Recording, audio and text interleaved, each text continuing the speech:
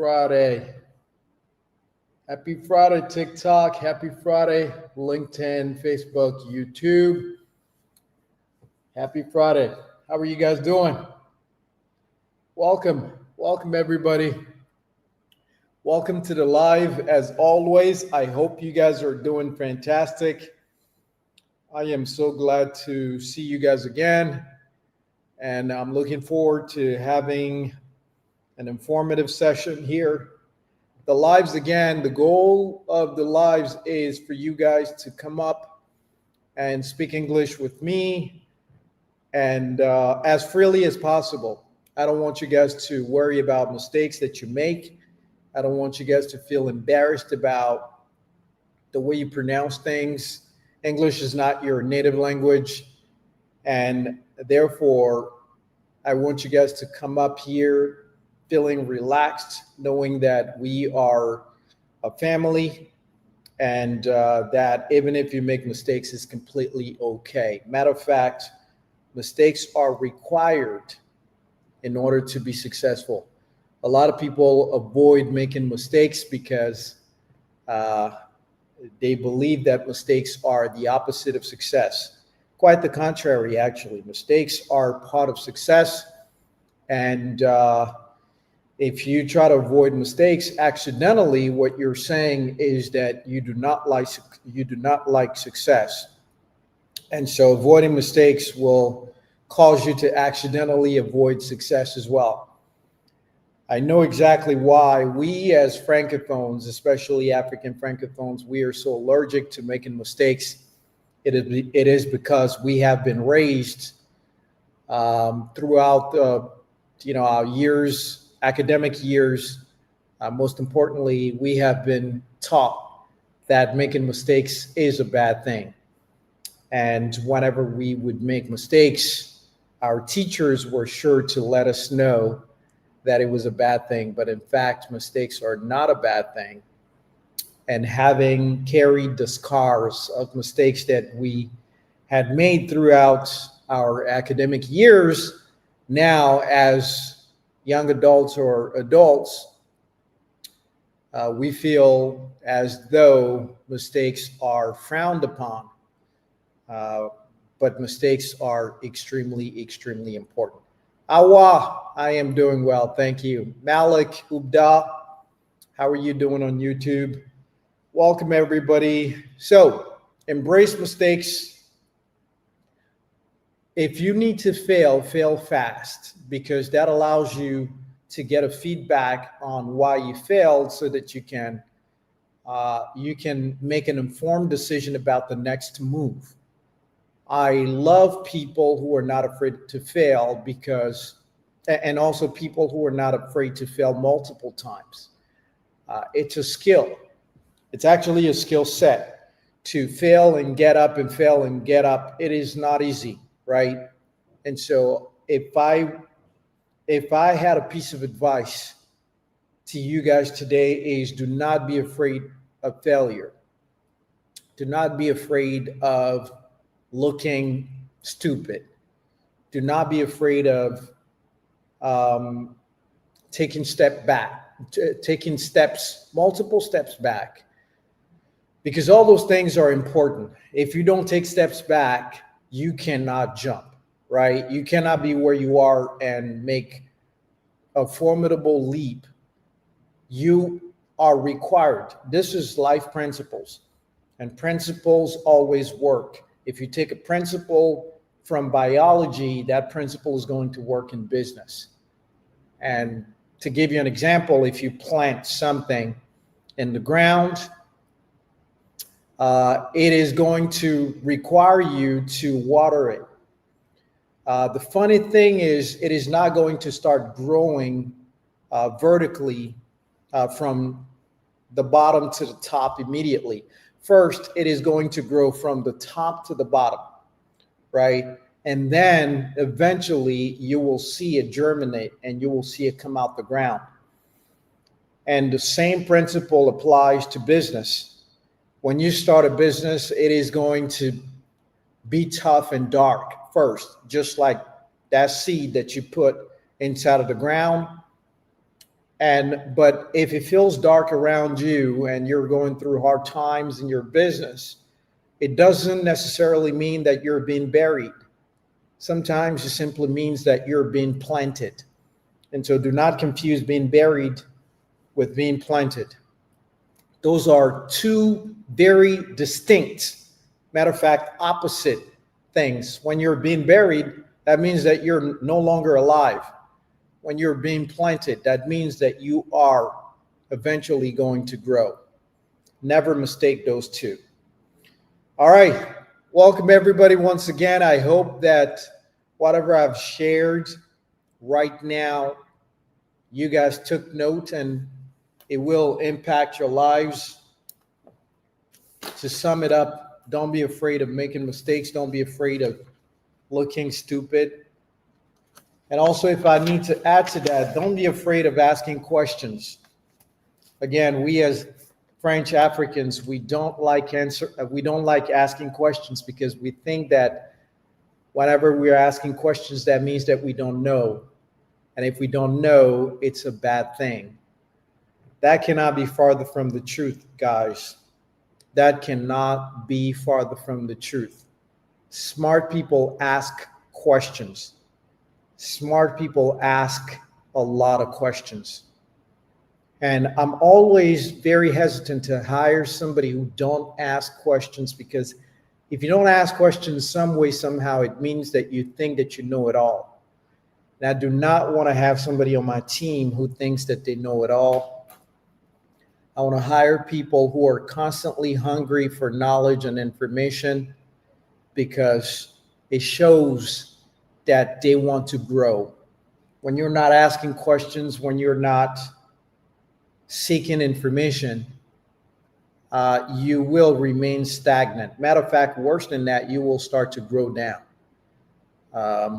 And so asking questions is paramount, meaning it's extremely, extremely important if you want to grow.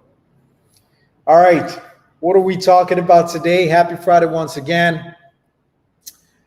Tell me where you are watching me from, everybody. Tell me where you're watching me from. Let's go.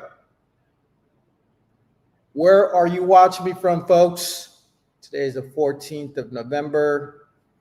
It is a Friday, of course.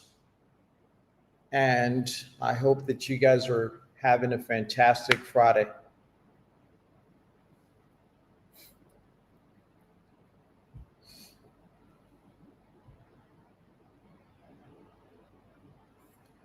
Hope you guys are having a fantastic Friday. France in the building, Sudan, Lomé, Madagascar, Burundi, Comoros, Morocco, Burkina Faso, Côte d'Ivoire.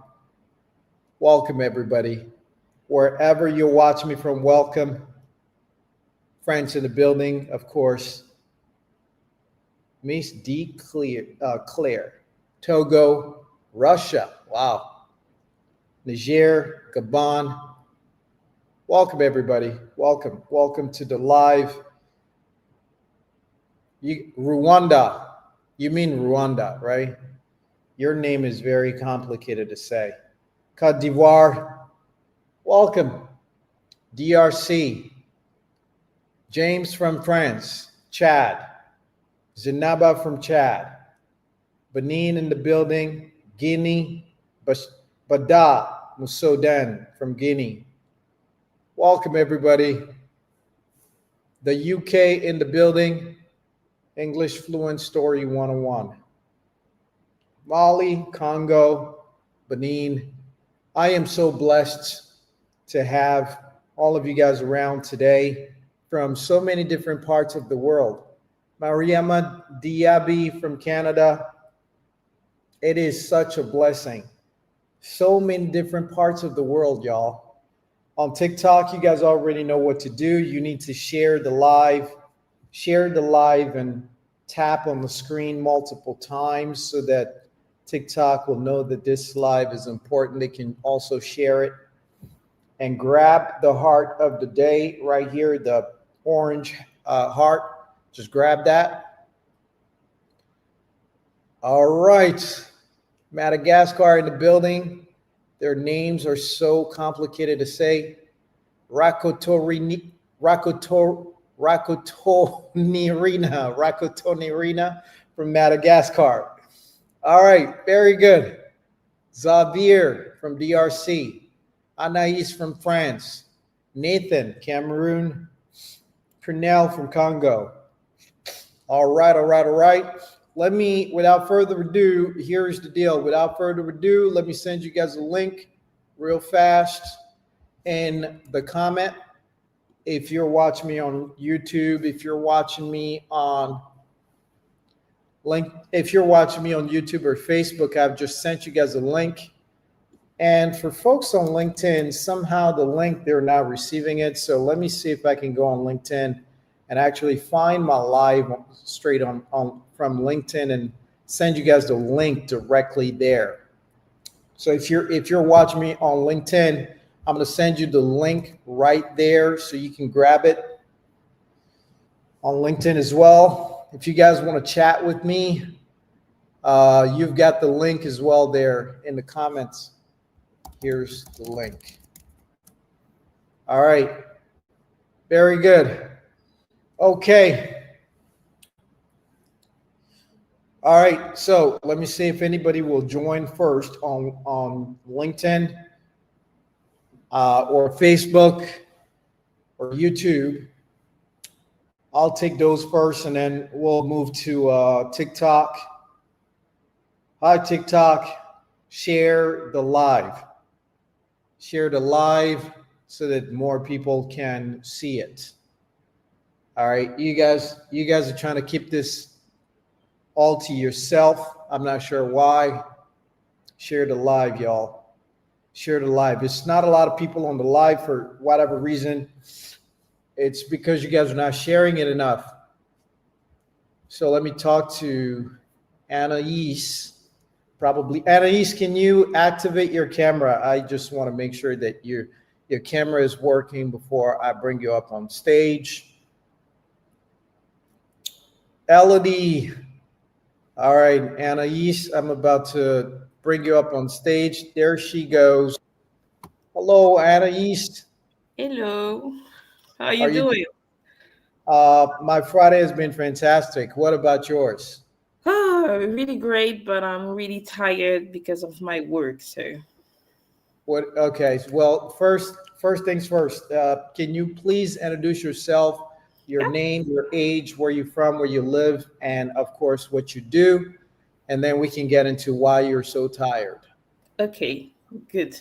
So to introduce myself, I'm Anaïs.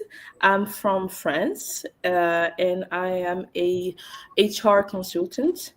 I work on diversity and equity inclusion subjects or topics. And I am 28 years old, and I would like to, involve and to improve my English skills.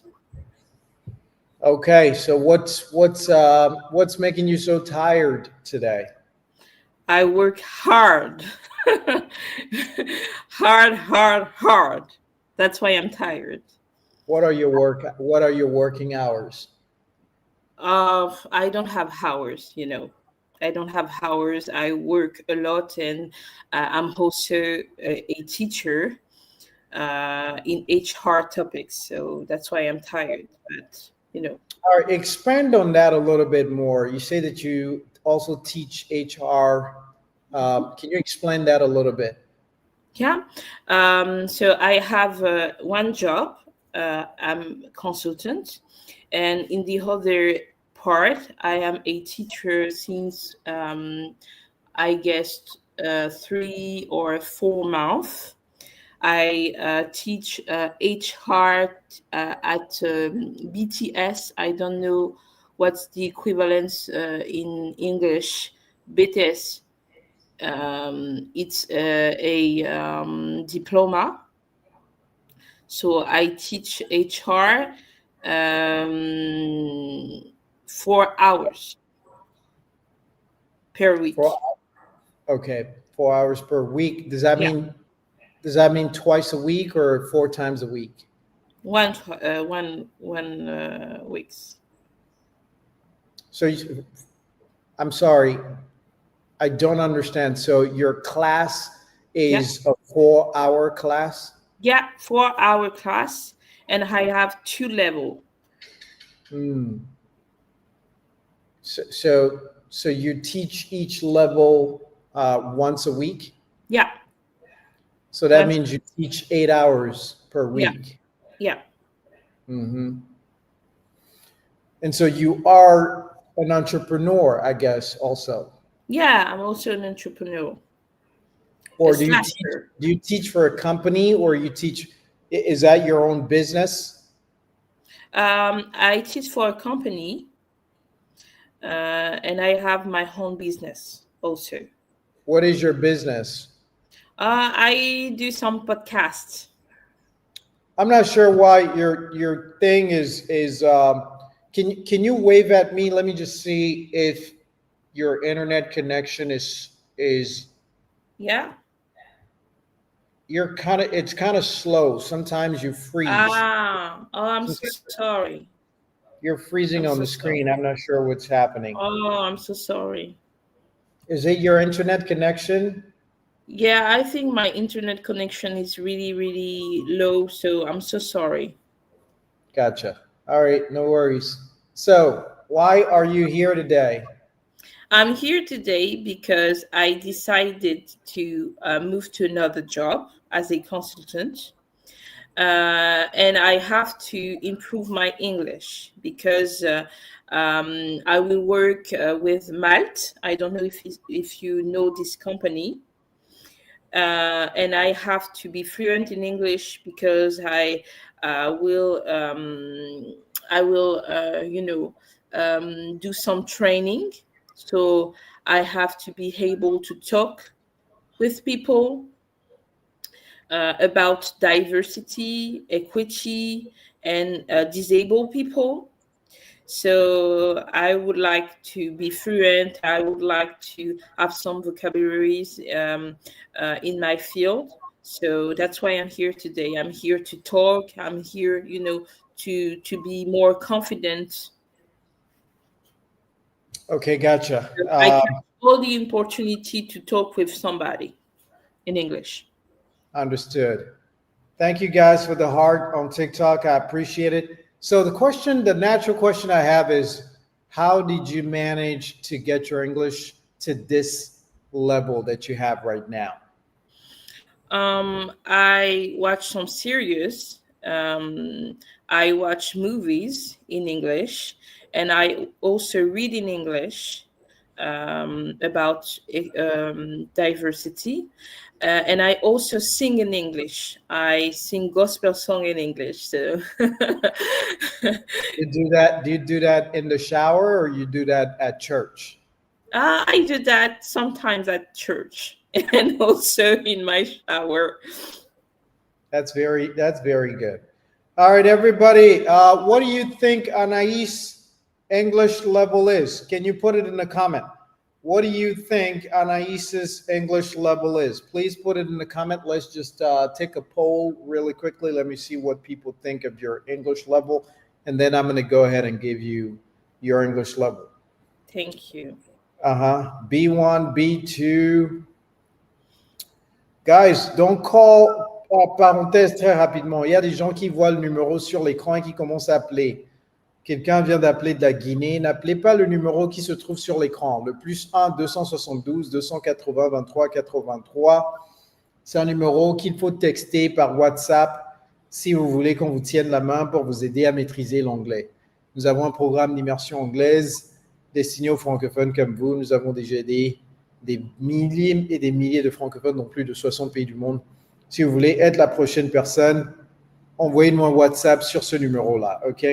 All right, so I've got a lot of B2s. I've got a lot of, I've got some some C1s here on TikTok.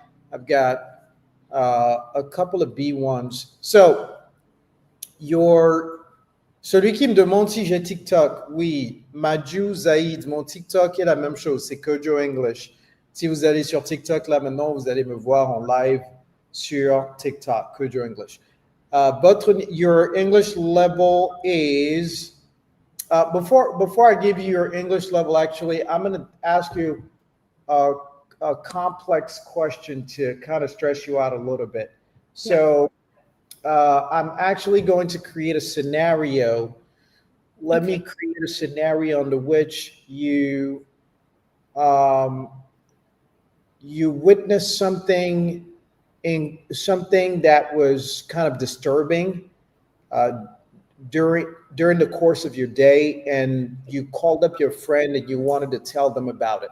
What was it that was so disturbing? And just pretend that I'm the friend and you're calling me, and then I picked up, and then now you have to think about what was disturbing and why it was disturbing and why you felt like you needed to tell me.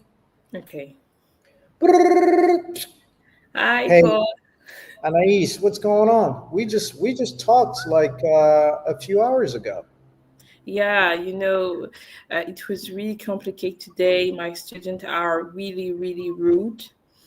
It was very complicated. What do you mean? I'm not sure.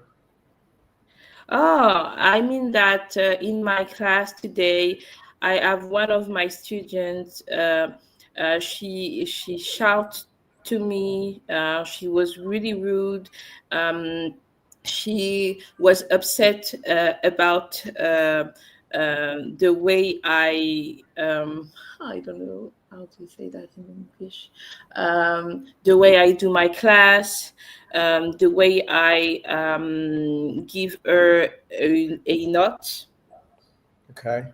So she was really What did upset. she do? You said that she was upset, but what did she do? Oh, she shout. She shout. Saying what? What did she say? She said, if I don't want to do other study, if I don't want to continue with a bachelor degree, it's my problem, it's my trouble. I have a lot of child. You don't understand my situation. Things like that. I tell you that you should continue your study because I know that employers are really have a lot of expectation. That's why I told you that it's not against you. Okay, so did she end up understanding, or is she still frustrated? No, she was upset and she go away. She move away. So she left your class? Yeah, she left my class like that, and she come back like, okay, I don't love this teacher. She was really upset. All right. Good job, first of all. I'm sorry, I lost my word, and it's a amazing. real situation.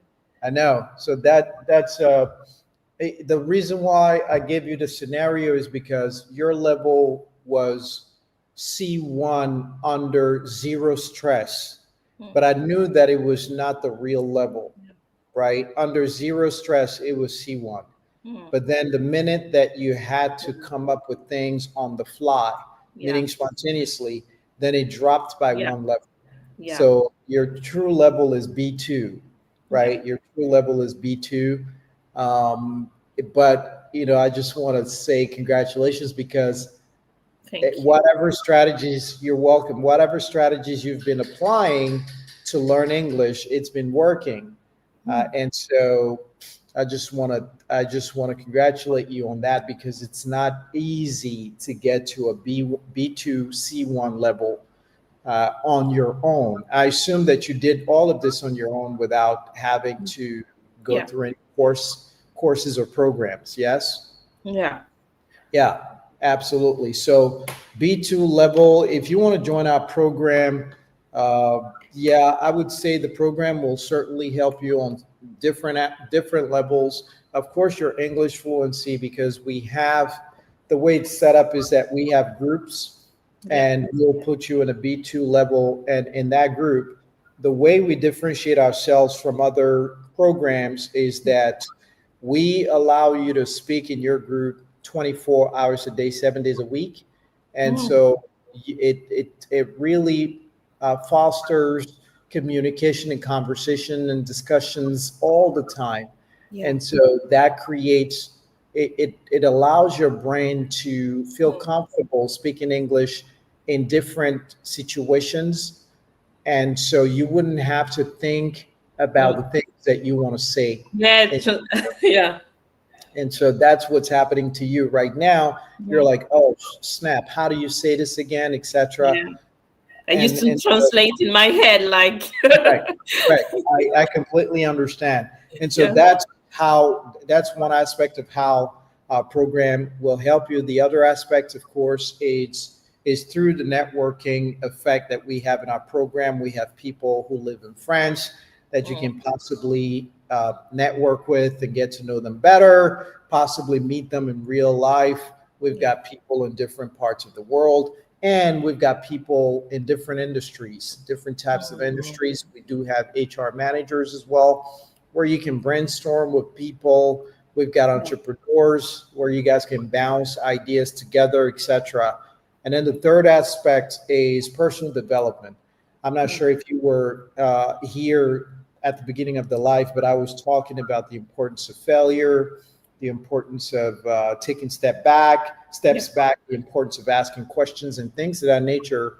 You will hear it over and over inside of our program, because we want to make sure that people leave the program much stronger than they were when they walked into the program, not just from an English speaking standpoint, but also in all aspects of their lives. So we definitely dial in on the personal development aspect as well. So the numbers on the screen, Anais, the numbers on the screen. You can text the number right now, because I'm not the one that's going to, you can WhatsApp the number during the live. I'm not going to be the one to give you the information. It'll be my executive assistant. And so she'll take care of you, and you can go ahead and start ASAP. But let me just correct a couple of mistakes that you made. You said that in the other part, I'm also a teacher. It's not in the other part, but it's in addition to what I do, or you can say in addition, I'm also a teacher, right? In addition, you said when we started doing the scenario, or you said it was very complicated. It was very complicated. You said it twice, because I thought the first time it was a mistake, but then you repeated yourself again. We don't say it was complicated. We say it was complicated. It was complicated, right? Because there's a D at the end of it. It was complicated. And then you said, she shouts to me. She shouts to me. Two mistakes here. We don't shout to someone. We shout at someone. And the second mistake, obviously, you should know that when the action is in the past, then it should be the simple past that you should use to conjugate that verb. So she shouted at me, or she yelled at me. And then another mistake that you made is a mistake that I see quite a lot of. Sabri, yes, that's a mistake that I see quite a lot of francophones make. You said others study, d'autres études. Others, d'autres in French will have an S at the end of it. But in English, it's considered an adjective, and adjectives don't take S's. And so it's not others study, but other studies. Okay. So, other studies. Yeah. All right. That'll be it. I don't want to correct too many things, because otherwise now you'll feel like your level is not that great. And so four is enough. 4 is a good number to correct for you. But I know that if you join the program, it'll definitely help you. But I also know that your English is good enough that you should be able to navigate the corporate world, unless you feel like whenever you are in a meeting situation or you meet strangers, then all of a sudden you start, getting nervous and you start forgetting words. in Yeah. which case I would say that you need to be in an environment where you practice your English skills Yeah. every single day. Okay. Mm. Thank you so much. And how do you say mettre une note? I don't remember grid or something like that.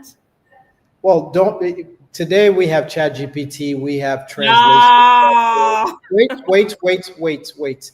What I'm about to say is very important, everybody. I want you guys to understand that my Mm. goal is not to give you guys Yeah. a fish. My Yeah. goal is to teach you guys how to fish Yeah. because I Yeah. can give you the answer right now. I know Yes. that you made that Yeah. mistake and I wrote it down. Yeah. But I wrote that mistake down because you said it wrong, and it's a great thing that Yeah. you actually remembered to ask me. But my Yeah. philosophy is, would you Yeah. rather I give you a fish or would you rather I Yeah. teach you how to fish? Yeah. And so teaching you how to fish Yeah. means sending you or pointing you to the Mm. tools that you can Yeah. use so Yeah. that next time you don't come back to me and say, hey, Yeah. Coach, how do you pronounce this word? Coach, how do you translate this thing? Yeah. We are in 2025, Yeah. 2026. Those Yeah. things you guys should know how to do the research. Yeah. Okay. I catch the idea. It's also my philosophy, but I try.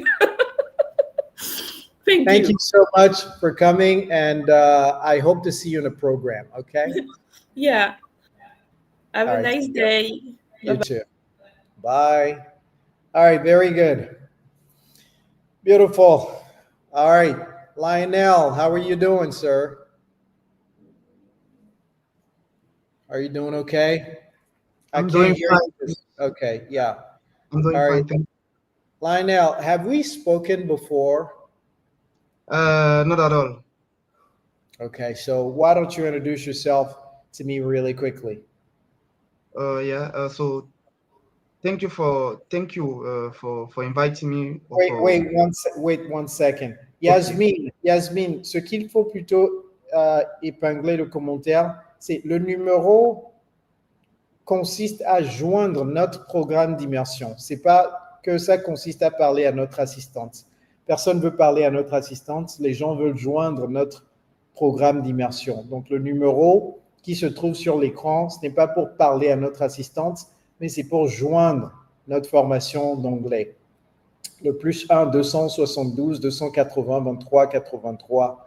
Donc, Yasmine, si tu m'écoutes, si tu peux modifier ça un tout petit peu, le numéro, c'est pour joindre notre programme d'immersion anglaise. OK, voilà, c'est pour joindre le programme. Si tu peux épingler celui-ci. Voilà, merci beaucoup, Yasmine. Yasmine va venir vous parler tout à l'heure des règles de participation sur TikTok. Alors, je parle aujourd'hui plus anglais que le français parce que les jours qui ont précédé, je parlais beaucoup plus le français que l'anglais. Je veux vous enseigner l'anglais, donc je vais commencer à parler plus l'anglais, OK? All right, so Lionel, why don't you introduce yourself real quick? You talk about your name, your age, where you from, where you live, what you do for a living. Okay. So thank you for inviting me or for accepting me this opportunity. So my name is Lionel and I come from Cameroon, but I'm living currently in France. So I'm 28 years old, and for now I'm looking for a job in supply chain management. And I also noticed that English is a very, very important skill for me to to go further in this domain, supply chain. And so today I'm here to try to improve my skills and to try to speak with you like like you are a big professor. So I follow you since, I don't know, maybe 3 years ago. So I'm here today. I'm very happy to speak with you, like in real situation. Oh, you actually want to do a scenario? Is that what you want to do? Yeah, yeah. Okay, so um, why don't we do an interview scenario? Let's do an interview scenario. You said that currently you're looking for a job, right? Yeah. Yeah. In what field? Supply chain management. All right, so you have applied and you got the interview today. We are doing a Zoom interview, okay? Yeah, okay. Welcome to this interview. I appreciate you showing up. Okay. Thank you, sir. I appreciate myself for this invitation. Sure. So I've got your resume here in front of me, but I always like to hear it from the horse's mouth. So why don't you just go ahead and introduce yourself really quickly for me, maybe a minute or two. Okay. So thank you, sir, for this for giving me this opportunity. And my name is Lionel, and I want to say before all words, I want to say my admiration for your company and also interest my interest for this position of supply chain manager. So I read with very deeply the the position description, and I feel that it matches with my profile. So I work as assistant supply chain in Cambre, and my main tasks were follow up the different tasks of my collaborators, and also monitoring them, with KPI and some another KPI. Yeah. So today I'm here because I think I am the right person for this post, because I have some qualities with match with those with the require with your requirement. Hmm. Okay, we can stop there. So your English level, first of all, when an interviewer asks you to introduce yourself, Yeah. don't be too, you were touching so many different things. What I want you to realize when they ask that question is just to walk them through your resume in sequential, in chronological format. So you can say that, hey, I graduated from Sorbonne University in France in 1999, and shortly after that, I got my first job as XYZ supply chain assistant at such and such company. I was there for 3 years, and then I started looking for something that matches more with XY, and therefore I got a job at Renault.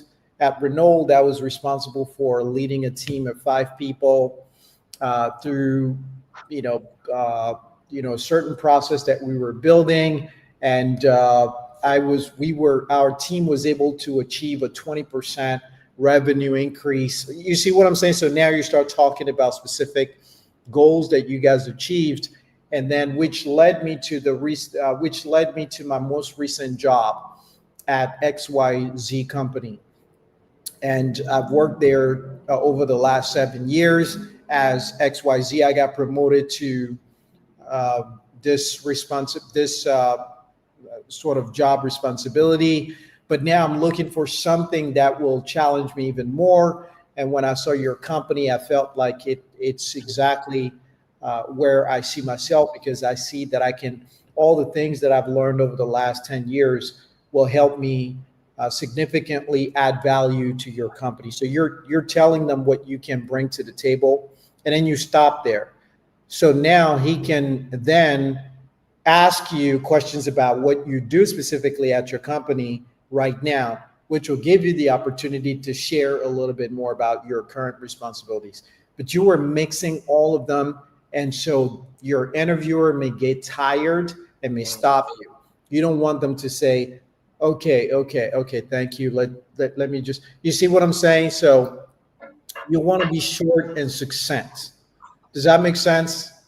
Yeah, it makes sense. I think the problem was I told you I was in French interview. You know that I was always translating French interview in my head. So, It doesn't matter what was going on. The most important thing is to know what to do next. And so I the fact that your level of English is B1 and that's your English level, the fact that your level of English is B1 is always going to cause you to translate in your head. Even Anais has a B2 level / C1 level, but she still translates in her head. And so, in order to overcome that, you just have to subject yourself to more situations where you speak English constantly and repeatedly.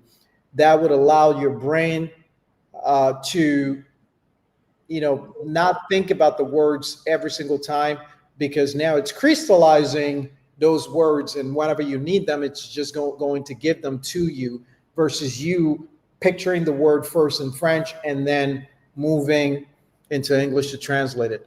Was this helpful, everybody, when we did an interview type situation scenario? Did you guys like that?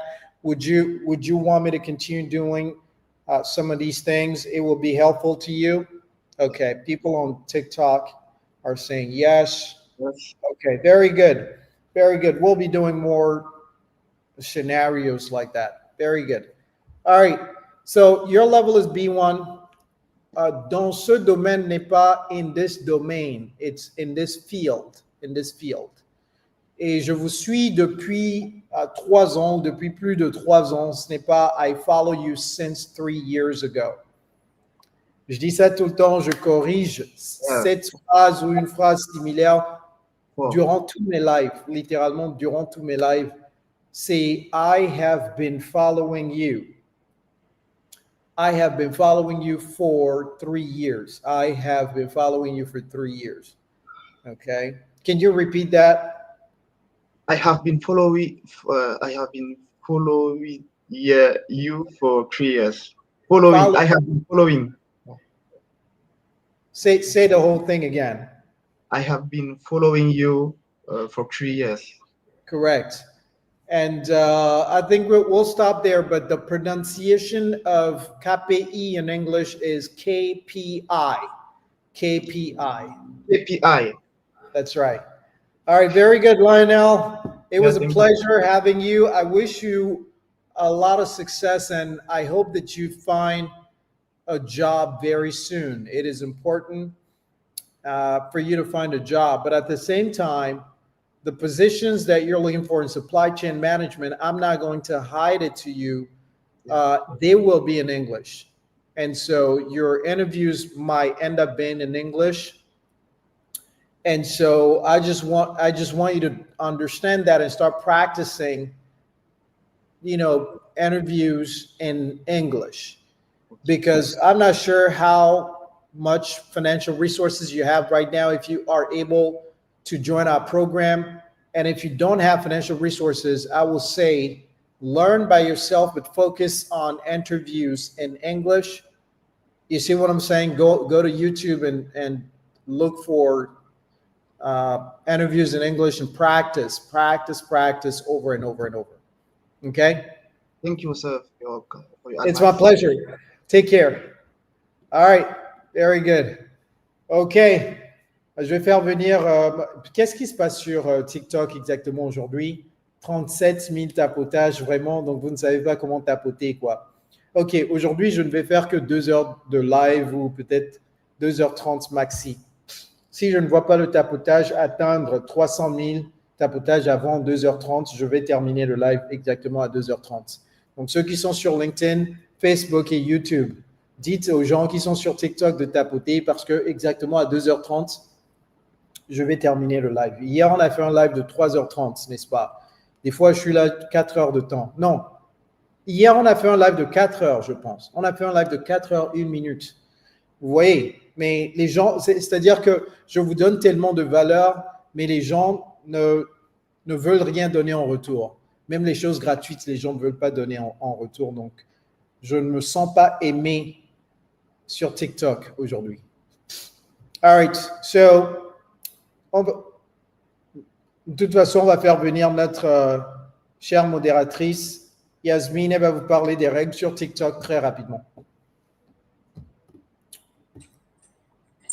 Bonjour, Coach Kojo. Yasmine, tu vas bien? Je vais bien et vous? Tout se passe très bien. Alhamdulillah. On y va avec Vous les... aimez sur TikTok, hein? Moi je tapote. Donc il y a Tiam qui tapote, il y a Servé qui tapote. Je ne sais pas ce qui se passe avec les... Vraiment, je ne sais pas ce qui se passe avec le reste de ceux qui sont sur TikTok. Vraiment, aujourd'hui, on va voir. Hein, je ne blague pas. Si on n'atteint pas 300 000 tapotages avant 2h30, si on n'atteint pas 300 000 tapotages avant 2h30, je vais... suivre et ceux qui viennent d'arriver. La règle sur TikTok, c'est déjà de prendre le cœur du jour, de tapoter au maximum. Et quand on vient dans le live, à 4 reprises, je fais en sorte que les personnes puissent mettre la caméra. Dès lors que vous êtes en miniature, ça veut dire que je suis sur le point d'appuyer sur la gâchette. Donc, activez toujours la caméra.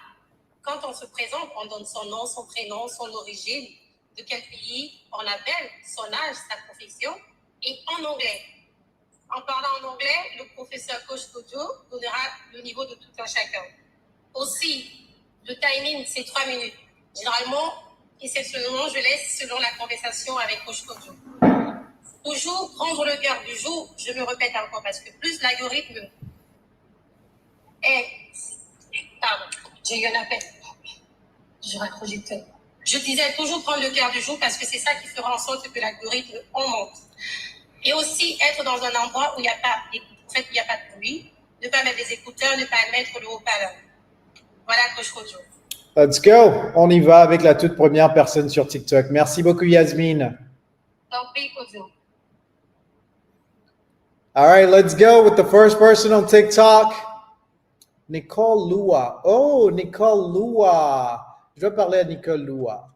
Nicole Lua, je vais vous envoyer le lien sur YouTube. Donc, vous allez voir ça en commentaire, Nicole Lua. Prenez ce lien.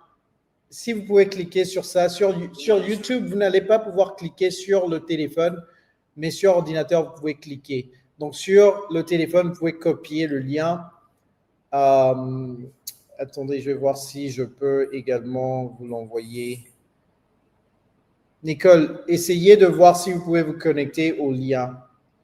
Et je vais voir également si je peux l'envoyer ici. Non, je ne peux pas l'envoyer ici. Donc, Nicole, essayez de vous connecter. Essayez de vous connecter, OK? All right, let's go. TikTok. Good morning, sir. Good morning. How are you? I'm good, sir. What about you? Je veux votre tête dans le... Oui, je veux... Oh, my bad. Non. Laissez le casque, c'est bon. Mais je dis, vous avez votre visage tout à fait en bas de l'écran. Je ne sais pas si vous vous voyez ou pas. Mais vous avez votre visage tout à fait en bas de l'écran. Voilà, c'est mieux comme ça. Pourriez-vous... Can you please introduce yourself? All right, sir. I'm Anani Brunel. I'm Beninese. I'm 20 years old. And I'm studying actually in Ivory Coast in American University of Columbus. And I'm planning to move soon to Toronto. I'm planning to study there. I already paid for the tuition fees. Okay. And I want to have a interaction with you to know if my level is good to go there. I'm planning to move in January. So that's it. So you're going to Toronto to continue your studies? Yes, sir. What university? Toronto Metropolitan University. Why did you choose that one?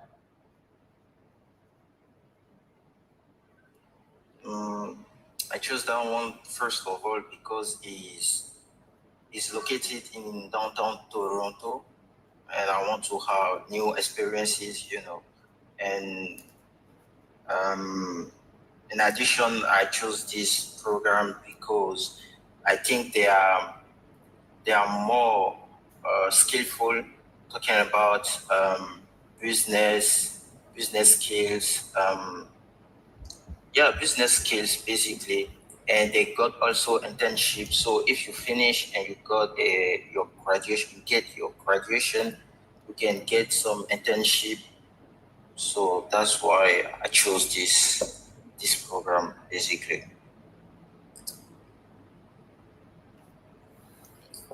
And you're 20 years old? Yes, sir. And you're going to the American University, you said, the American University of Grand Bassam. Yes, sir. Why did you choose the American University? I chose this university first of all because I love English. I was good enough in English when I was in primary school and all those, before to come to university, I was good in English enough. So I think that I can increase my level in English. That's why I chose this university to continue my program in English basically and to enhance my level. All right, very good. How can I help? So that's it. I want to have an interaction with you to know if my level is good enough to move to Toronto in January. And I'm planning also to get your program because I already have this number. I think I created a new contact yesterday for this number. I add my mail too. I received a mail. So I'm planning to get your program. So in January, I can, have a program with you and some interaction. I want to be a native in English. I don't want anybody to hear my English and know that I'm not from here. I'm a stranger. So that's my goal, basically. Gotcha. All right, listen, your English level is between B1 and B2. I would say it's 40% B1, 60% B2. And so if you go to Toronto, what I'll suggest you do is make friends with native speakers, and you will be okay. You don't necessarily need to join our English program. You can do this by yourself. You can have a group of friends that you interact with on a daily basis. That's going to help you significantly improve your English level. Donc, vous n'avez pas besoin de joindre notre programme d'immersion. Je vois que vous avez le potentiel de maîtriser l'anglais seul si vous vous entourez d'amis canadiens ou américains là-bas à Toronto qui parlent l'anglais tous les jours, et ne parlez que l'anglais avec eux. Ne parlez jamais le français, et vous allez voir que votre niveau d'anglais va évoluer exponentiellement très rapidement, OK? All right, sir. All right. Thank you for coming. Oh, sir, I got a question first. Quickly. Yeah. Quelqu'un a demandé en commentaire, le numéro, c'est pourquoi. Le numéro qui s'affiche sur l'écran, le +1 272 280 23 83, c'est pour joindre notre programme d'immersion anglaise sur mesure pour les francophones comme vous. Nous avons déjà aidé des milliers de francophones dans plus de 60 pays du monde. Est-ce que vous êtes la prochaine personne? Si oui, envoyez-nous un WhatsApp sur ce numéro. Le programme est bien entendu payant. All right, your question really quickly. Yeah, what is your nationality? Like, where are you from? Are you Beninese? I was born in Togo. Oh, all right. All right, very good. Thank you, Anani, for jumping on the live. I appreciate it. And we shall chat again soon. Good luck with everything. Yasmine, un instant, je vais prendre quelqu'un très rapidement ici sur YouTube du nom de Nicole. Pourquoi je suis ici? Why am I so excited? Why am I so excited to have Nicole on the live? Parce que Nicole est dans notre programme d'immersion anglaise. Nicole, vous êtes dans notre programme d'immersion anglaise, n'est-ce pas? Yes. Oh, Nicole est dans notre programme d'immersion anglaise. Donc, yes. Merci d'être connecté sur le live. Donc, vous allez entendre directement de la bouche de quelqu'un qui est là maintenant dans notre programme d'immersion Je ne sais pas quand elle a commencé, donc je vais lui poser quelques petites questions afin qu'elle vous donne d'abord le schéma et ensuite qu'elle vous parle un tout petit peu du programme d'immersion et si ça marche pour elle ou pas. Si ça ne marche pas, vraiment, ça sera... je ne sais pas comment je vais réagir sur le live, donc j'espère que ça marche pour elle. Mais bon, on y va très rapidement. Nicole, when did you join the program? Hello, coach. Hello, everyone. Hello. Yes, I joined. I joined the program since 6 months. Okay. Okay, and so I joined the program 6 months ago. Okay, I joined the program 6 months ago. 6 months I joined the ago. program 6 months ago. Yes. Okay, can you introduce yourself, your name, your age, where you're from, where you live, and what you do? Okay, thank you, coach. My name is Nicole Ballet. I am from Côte d'Ivoire. I am ophthalmologist. My country is the sweet country in this world. And I have been living in Abidjan for 14 years. And I am the beginner in Kojo English class. Where were you born? Danone is a beautiful city. No, but you're saying that you've been in Côte d'Ivoire for 13 years. No, Abidjan. Oh, but you lived in Côte d'Ivoire your entire life. Okay, gotcha. Yeah. And then your age, Nicole? I am 42 years old. Donc, vous voyez, elle n'a pas dit I have 42. Elle a dit I am. Donc, on utilise l'auxiliaire être pour les âges. L'auxiliaire être pour les âges. All right. Donc, vous avez rejoint la formation il y a de cela 6 mois. Je vous laisse parler parce que je ne sais pas le sujet que vous voulez aborder aujourd'hui. Donc, je vous laisse parler. Let's go. Okay. So, coach, I have a little story before learning English with Kojo English. Okay. You know, coach, I am sometimes I am a mistress of ceremony. And one day my colleague gave me a call. She said, "Oh, Nicole, I need you for my ceremony." And I said, "Okay, don't worry. The day of the ceremony, when I took the microphone, I said, 'Ladies and gentlemen,' and one more time again, 'Ladies and gentlemen,' nothing after. I was like a old wood. My head was down and I was ashamed. Oh. I was in a tight corner. Yeah, in Côte d'Ivoire, we say that tu es dans pain gojo. Yes. And this day, I told to myself, it is a time. So I made a decision. And I made a decision to learn English with Kojo English. Wow. Because before my English, I was like a turtle. One step in front, another one behind. Sometime I was checking on your YouTube, but never made a decision. Wow. And I made a decision to learn English with Kojo English.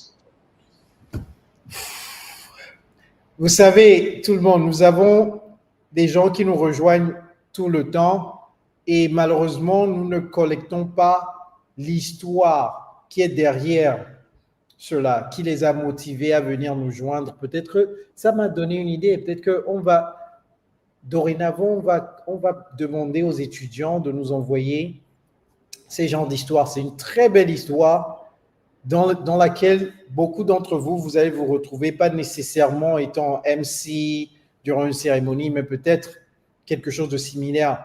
Vous avez pris la parole en réunion et puis, boum, les mots ne sortaient plus. Vous étiez bloqué, Yes. et vous étiez super embarrassé. Vous vous êtes dit à ce jour-là, vous vous êtes juré que vous allez tout faire pour maîtriser l'anglais. Congratulations for making that decision at that time to change your life. So how has it been over the last 6 months? How has it been in the program? Specifically, can you tell everybody how you are leveraging the program to increase your English level? How has the program been helping you increase your English level? Okay, Coach, before answering this question, I need to thank my wonderful, my beautiful, my brave coach, Coach Nasiba. She helped us. Yes. And together we are learning more. So all the week she sent the correction, the mistake, and like that I learn more. Kojo English is an amazing experience for me because you are able to decide to learn English, but decided to learn English with Kojo is better. Is good and is better. Yes. So Why? Why specifically is it better? because it is like a family, you are not alone. When you learn alone, it is so difficult. But you are not alone. You are your horrors classmates, and together you are going to improve your English step by step. And our coach is patient. So I like Kojo English. Yes. Coach Nasiba is very patient. Yes. Yes. And coach, we said that alone you will go fast, but together we are going far. Yes. With Kojo English, I think that I will go far. Yes. That is amazing. What have you been able to do with the English that you're learning in the program?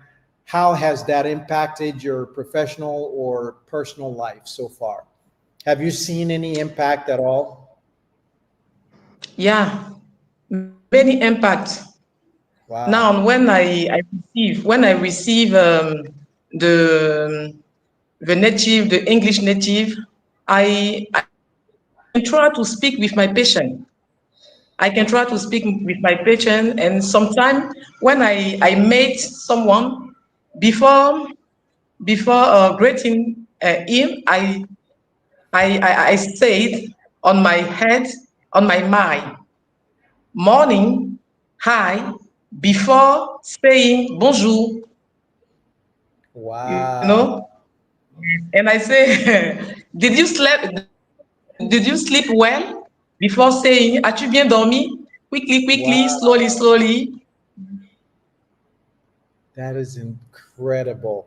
As an ophthalmologist, do you have some patients who are native English speakers?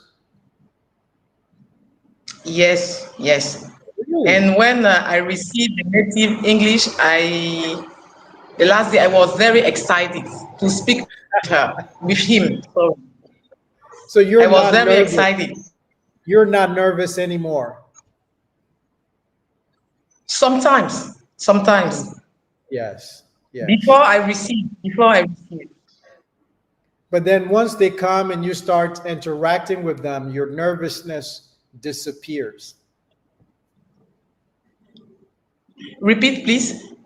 So you said that before they come to the office, you get a Yes. little bit nervous. But then once they get to the office and you start interacting with them in English, your nervousness Yes. decreases or it disappears. No nervousness. Because I took a deep breath before Yes. talking with my Yes. patients, and I explained some disease in English, and all my patients was very happy because I was speaking English with him. Yes. Can you explain to people specifically how the program is designed to help us? How to help us Francophones? What do you do in your group that allows you to improve your English level specifically? Okay. So I want to tell to everyone here, Coach Kojo is not able to put English inside your mouth. When you decided to learn English with Kojo English, participate. Yeah. Do your best to improve your English. Because sometimes some students think that if I decided to follow Kojo English, tomorrow I will be a good speaker. No, you will be a good speaker if you decide to do your best. Yes. Send more video, participate, talk a lot. Don't How worry, important- mistakes. Yes? That is absolutely correct, because some people think once they pay, then it is Yes. my responsibility to make them speak English. But no, that is not true. And you Yes. touched on something that's very important just now, and allow me to interject. You mentioned that it's important to send videos in the group and to participate. Yes. What if somebody says, "Oh, I'm too shy. I don't want to send videos"? What do you tell that person? I say to that person, if you don't participate, no result, no result. Don't be ashamed. Don't be afraid. Slowly, slowly, step by step, Yes. together we are going far. Yes. Yes. Yes. And if they make mistakes, nothing bad will happen to them, right? Yes. Because Nothing. we're a family. Nothing. It's a family. The group is a family of people Yes. looking to uplift everybody. Yes. It is a family. Um, I told that Coach Nasiba is very kind, and don't worry, because it is a family. We are doing everything together. Don't worry for that. But if you told to yourself, uh, it is not possible. One video today and another one in another one for 2 weeks after. It is not good.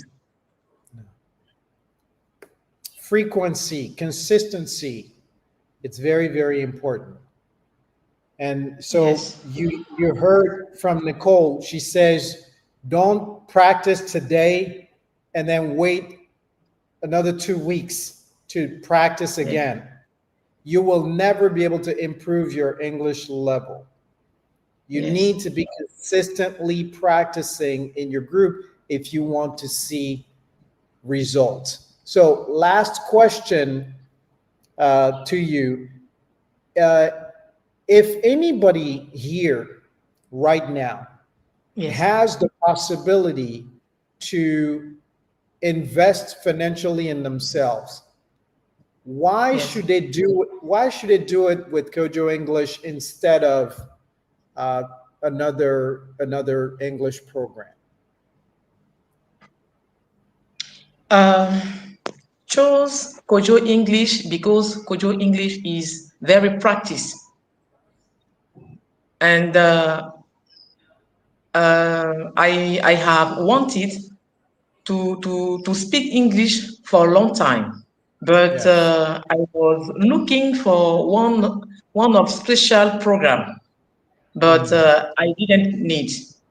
I didn't need. So with Kojo English, I am good and I learn more. And it's for So French I invite speakers. everyone. It's for francophones. It's for francophones. Yes. So if you I don't invite. understand something, if you don't understand something, the coach can explain it to you in French so you can Yes. understand. Okay. Yes. Yes. So I invite everyone here to follow Kojo English and to participate with to learn with Kojo English. It is not easy, but it is possible. Yes. Yes. Oh, thank you so much, Nicole. Did you get any awards? Did you get any participation awards in your group? Have you gotten anything yet? I know that they Yes. we have been giving participation awards in the groups now. Yes. A shark start. Oh, you got a star? Yes, You a got a start. A shark and a star. Yes. oh you got two.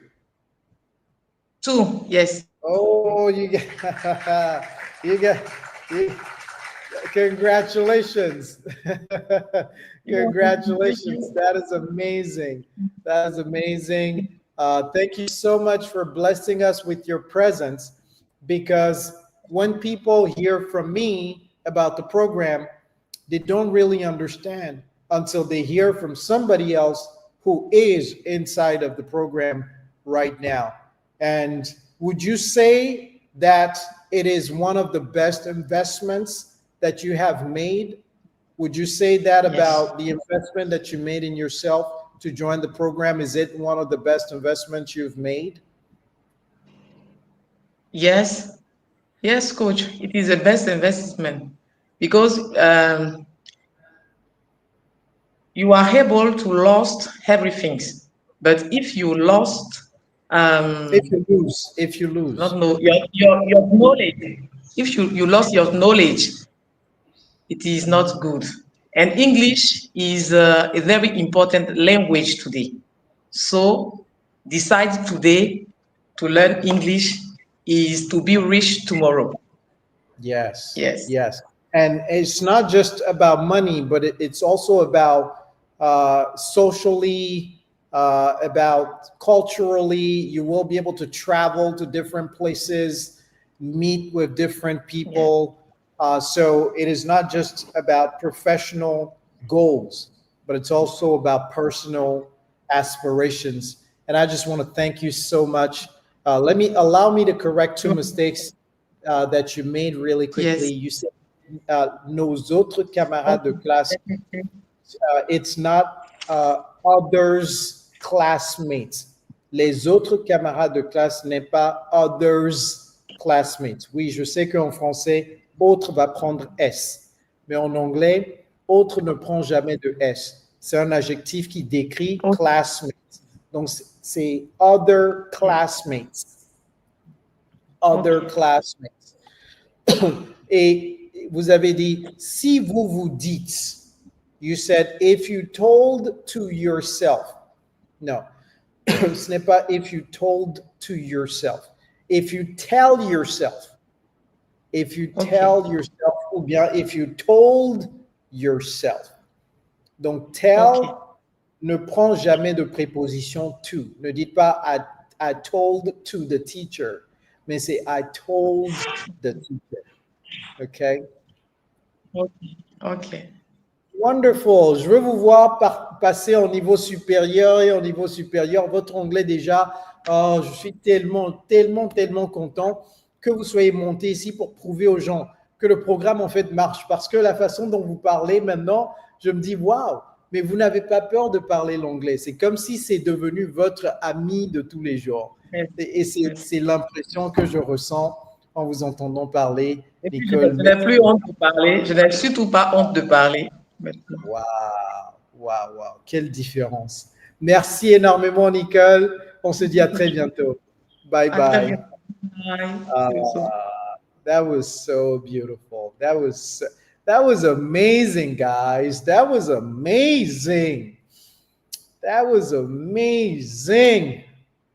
Thank you, Nicole. Thank you so much. Est-ce qu'il y a quelqu'un dans les coulisses sur LinkedIn, Facebook, YouTube, quelqu'un dans les coulisses qui est dans le programme? Levez la main pour que je puisse vous prioriser. Personne? OK. Je vais prendre donc une personne sur TikTok rapidement. Yasmine, est-ce que tu peux nous envoyer une personne sur TikTok?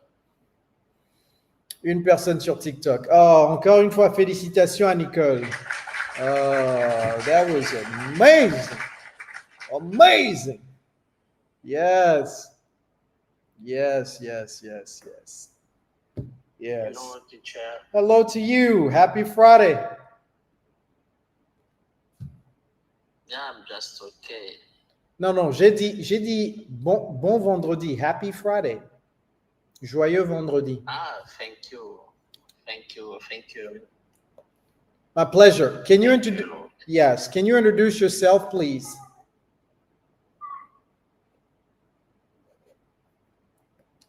Présentez-vous, s'il vous plaît. Et est-ce que vous allez activer la caméra également?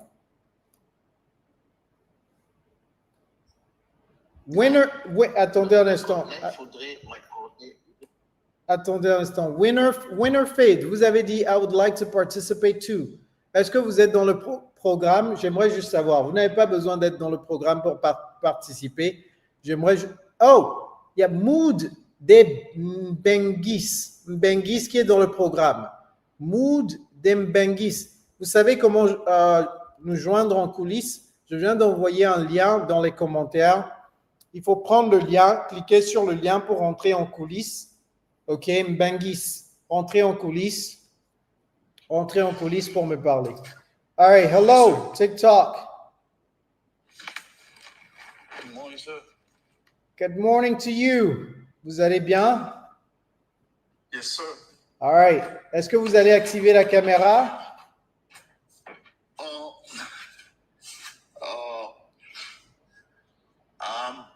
Vous avez la possibilité de le faire ou pas? Oui.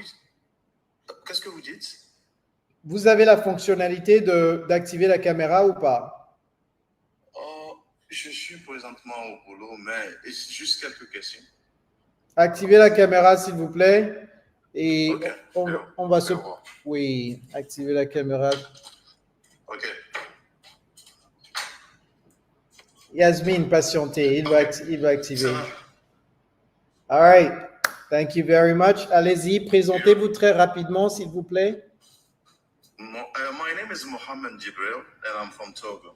All right. And I've been living in the United States for 6 years now, and I'm a doorman on Park Ave.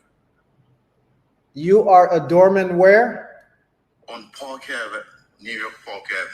Oh, at a hotel? Yeah, one of our prestigious building. Gotcha. Park Avenue. Wow. That Park Avenue is that's where the rich folks live. I know. That is impressive. You've been in the US for 6 years. Il est 6h30 du matin à New York, donc merci beaucoup de nous avoir appelés depuis New York. Vous avez quel âge? You want me to go in English or French? Non, toujours en anglais, mais moi je permets aux autres de comprendre les questions que je pose. I'm 34 years old. Non, j'ai pas compris. Dites ça encore une fois. I'm 34 years old. 34 years old. Beautiful. All right, so you said that you have a question for me. Yes, sir. Let's go. Anytime that I hear you speak, I feel like I'm not good enough. Really? Yeah, I feel like I always belittle myself at a certain point. Like, I don't know. And while talking to people, right, I freeze. And sometimes words disappear. I don't know how to sort it out. Wow. So since because I've been following you for years now. And to be honest with you, since we're from the same spot, you should be the one to tell me what level I am right now in my English. All right, well, listen, to determine your English level, I'm going to subject you to a scenario. And so we're going to run a live scenario right now. You're going to tell me about one of the craziest situations that happened to you as a doorman on Park Avenue. You can make it up. It doesn't have to be true, but you're literally calling me on the phone, and then you're going to tell me about it. So you're calling your homie on the phone. We are best buddies, and then the phone rings. Yo, Mohammed, what's going on, man? Sir, I'm having a situation. No, it's not, sir. We're friends. We're buddies. We're homies. Yeah. Hey, Mohammed, what's happening? Oh, I'm having a situation here. What you mean? I mean, like, you know what? You see, that's my problem. That's my problem as well. Don't tell me your problem. Just continue. I will figure out your problem. Just continue, work through it, make mistakes, freeze, start again. It doesn't matter. But this is a real life situation. Let's go. Okay. Let's do it again. Mohammed, why is it calling me so late? It's like 11 o'clock. Yo, Mohammed, it's 11 o'clock. What's up? What's up? What's up, brother? Yeah. You've never called me this late. You've never called me. Hey, Mohammed, vraiment. Vous ne me laissez même pas mettre un seul mot. Je veux dire des choses, vous ne me laissez même pas mettre un seul mot. C'est-à-dire, votre cerveau se bloque. C'est-à-dire que lorsque vous commencez à parler, votre cerveau se bloque. C'est-à-dire, le cerveau commence à se chauffer et vous n'entendez plus rien. Vos oreilles se bloquent également. Je vois ce qui est en train de se passer. J'essaie de dire des mots, mais le cerveau n'entend rien du tout. C'est-à-dire, ça s'échauffe. Ça s'échauffe. Ce qu'il faut faire, c'est il faut respirer et aérer le cerveau. Parce que je vois ce qui se passe. Le cerveau se voit dans une situation de comment ça se dit en français? Le cerveau se voit dans une situation de crise. C'est ça qu'on dit en français. Il se voit dans une situation de crise et le cerveau, pensez au cerveau comme une maison à plusieurs fenêtres. Lorsqu'il y a une situation de crise à l'extérieur de la maison, les habitants de la maison vont faire quoi? Ils vont fermer les portes, ils vont fermer toutes les fenêtres. Alors que vous êtes à l'extérieur, vous demandez au cerveau de vous envoyer le mot ou de vous envoyer cette expression qui se trouve à l'intérieur de la maison. Maintenant, le cerveau commence à fermer toutes les fenêtres. Vous n'avez plus accès aux mots, vous n'avez plus accès aux expressions. C'est ce qui se passe. Parce que vous créez vous-même une situation de crise. Et donc, le cerveau se dit, oh là là, qu'est-ce qui se passe? Je dois préserver cette personne, je dois sauver cette personne. Le cerveau est là pour vous aider. Mais le cerveau ne sait pas ce qui se passe. Le cerveau n'a pas les yeux, en fait. C'est vous qui allez dire au cerveau ce qui se passe. C'est pourquoi lorsqu'on veut monter sur scène et parler à plusieurs personnes, on oublie très souvent les mots parce que tout ce qu'on communique au cerveau, c'est la crise. Il y a une crise qui se passe. Vous commencez à suer et tout ça, et le cerveau ferme tout. Parce que c'est comme ça qu'il réagit à des situations de crise pour vous préserver. Donc, situation de détresse. Merci, Winnerfade. Donc, lorsque vous créez une situation de détresse, le cerveau ne peut pas réagir à cette situation de détresse en se relaxant. Donc, il faudrait communiquer au cerveau une situation positive. Il faudrait dire au cerveau que ce qui va se passer va m'aider à évoluer en fait dans la vie. Donc, lorsque vous allez rencontrer quelqu'un, un Américain par exemple, qui est en train de parler et que vous avez du challenge à l'entendre, ne dites pas au cerveau « Oh, qu'est-ce qui se passe? J'arrive pas. » Ne communiquez pas des choses négatives au cerveau.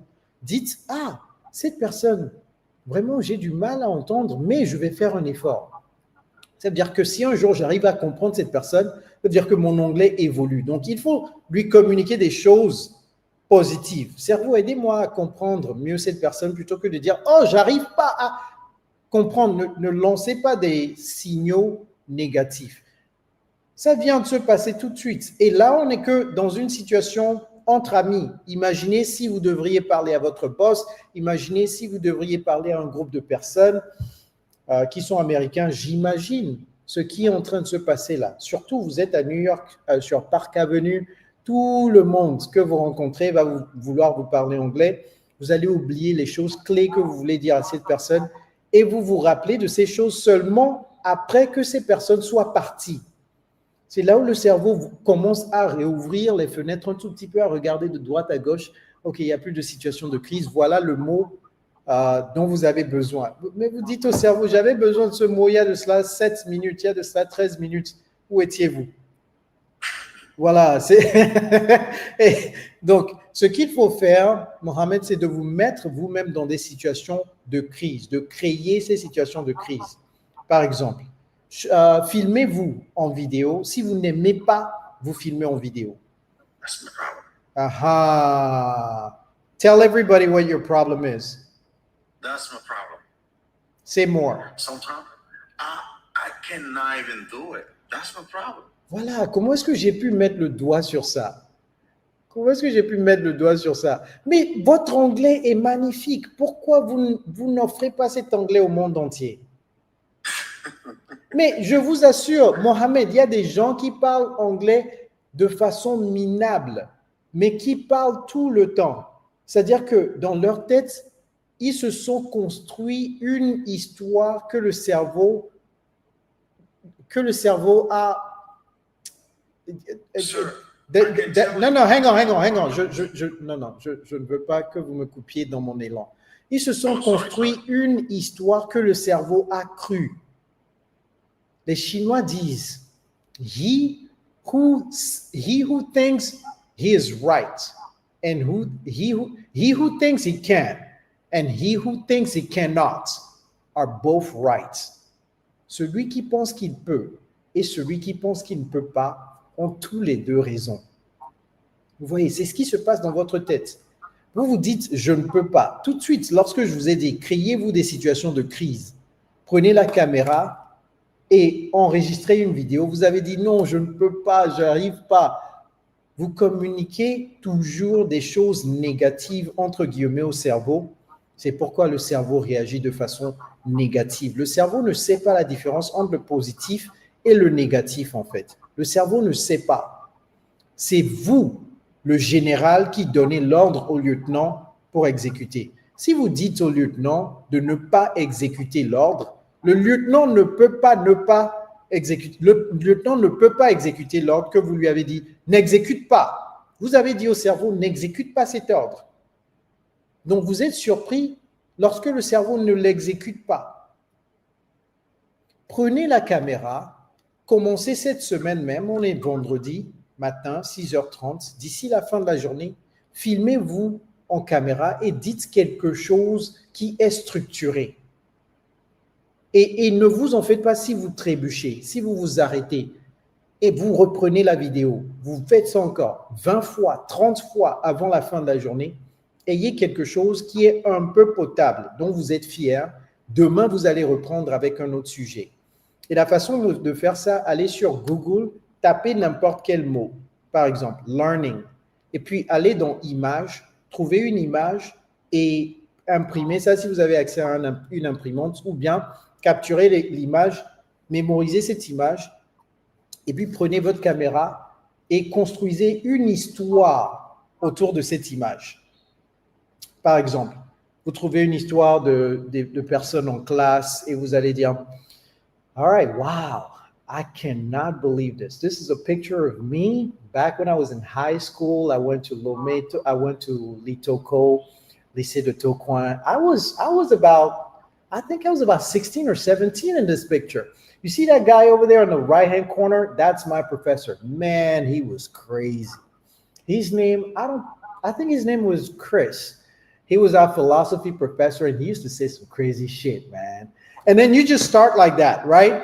You just start creating a story, and you are going to make mistakes. It's not going to be as fluid as I just did. You're probably not going to smile because your entire energy source is thinking about the words to say. So right now, your brain is not going to be able to delegate enough energy for emotion. It's okay. Now I can pick this up and start smiling and talking, or being afraid, or like being concerned. I can change my emotions while I'm speaking English. For you, it's going to be difficult in the beginning. But with practice, I promise you, Mohammed, with practice, you will be able to overcome this. It just takes practice. It just takes patience. It just takes consistency, but most importantly, self-confidence. Okay? That's the problem, right? That's the problem. Self-confidence. You say it all. That's my problem. The first second when I'm in front of someone, that's my problem. And then when I'm comfortable while speaking, it flows. Yes, I know. Yeah. I know that's right. I know that's right. You can do it, my man. You can do it. All right. I believe in you. Listen, to be honest with you, anytime that I hear you speak, I always belittle myself. Like, no, I won't be at that level. See, that's my problem. The thing about it is, most people, when they talk to themselves, they are very overly critical. They are very harsh with themselves. But when they talk to other people, they are very nice to the external world. But they're very harsh to themselves. I want you to give yourself the permission to be very kind to yourself. And you will see that you'll start receiving kindness back. You will start receiving kindness in return. All right?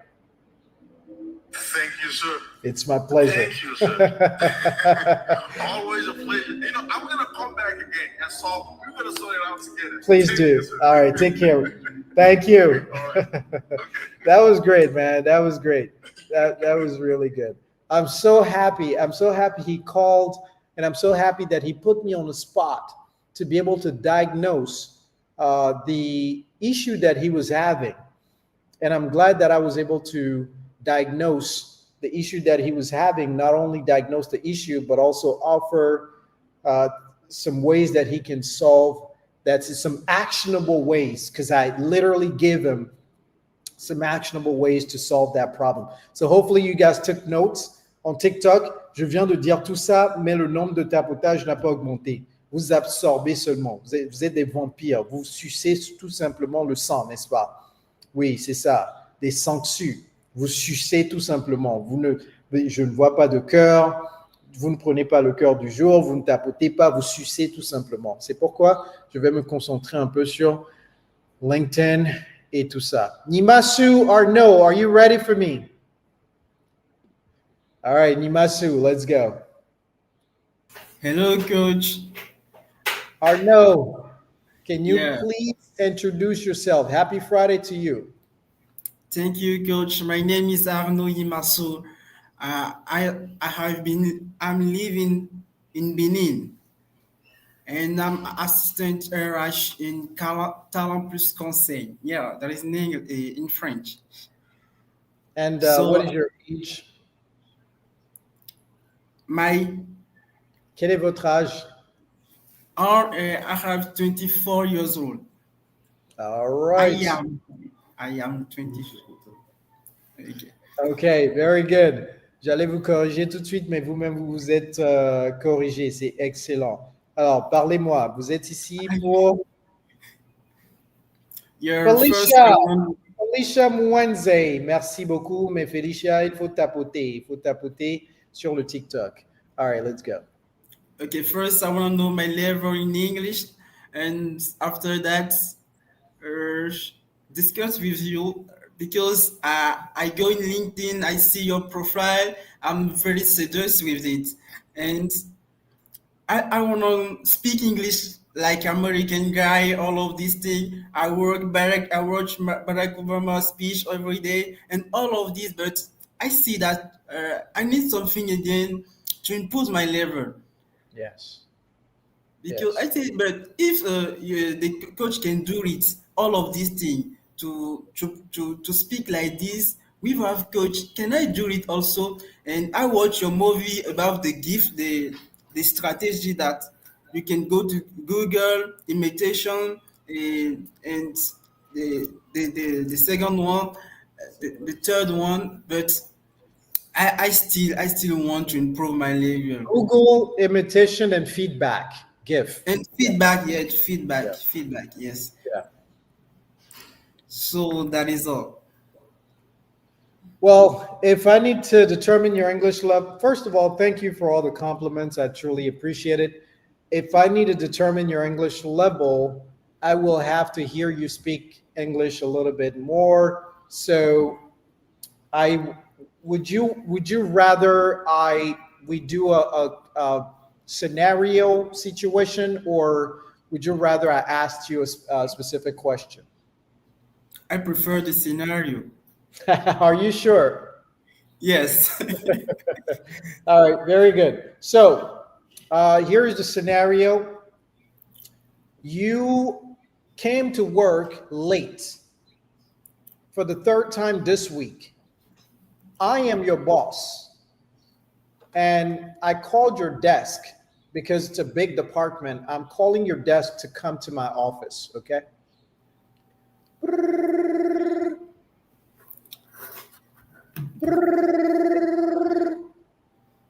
Hello. Yeah, Arnaud. Yes.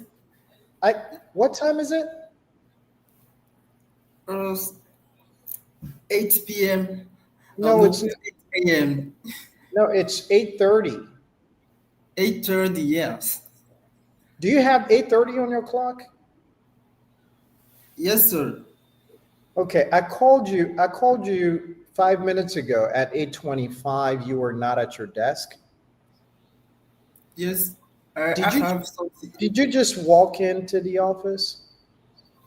Yes, yes, sir. I Are am you? late. I'm sorry. Yeah, we can't talk on the phone. Do you mind just coming? Do you mind coming to my office real fast? Okay, sir. I will be there in a second. All right, thanks. Yeah, come in. Hey, Arnaud, how are you? Is everything okay? Yes, sir. Yes, sir. Everything All is right, okay. have a seat. Have a seat. So, Thank you, sir. yeah, Arnaud, listen. I've been observing you for quite a while now, and you've been working at this company for about 3 months. To be honest, I like you as a person. You are a very personable person. You tend to be quite helpful regarding issues that your colleagues have, etc. We like you to be here, but one thing that I started observing, especially recently, is that you tend to be late quite often. And you can talk about the different reasons why you are late, traffic, etc. Somebody was at the hospital, family members. But we have a company to run. And if you continue being late, this is not going to be able to work. We will have to replace you. Do you realize that every single time that you're late, we lose money? Do you realize that? Yes, sir. And I can explain myself because Well, yesterday.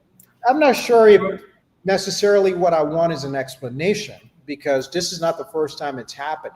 But go ahead Yeah, and explain yourself. yes, sir. Uh, First, yesterday, and every day when I come late, I work more than the time I have to work it. I work for, uh, as, I work more than the time that is my contract. So there's not, uh, this cannot explain why you can just reject me like this. And you know that I'm very important for this company. I give more than everyone here. First, you can see my KPI, what I do every day. I'm still there where everywhere I go home. I'm every day there.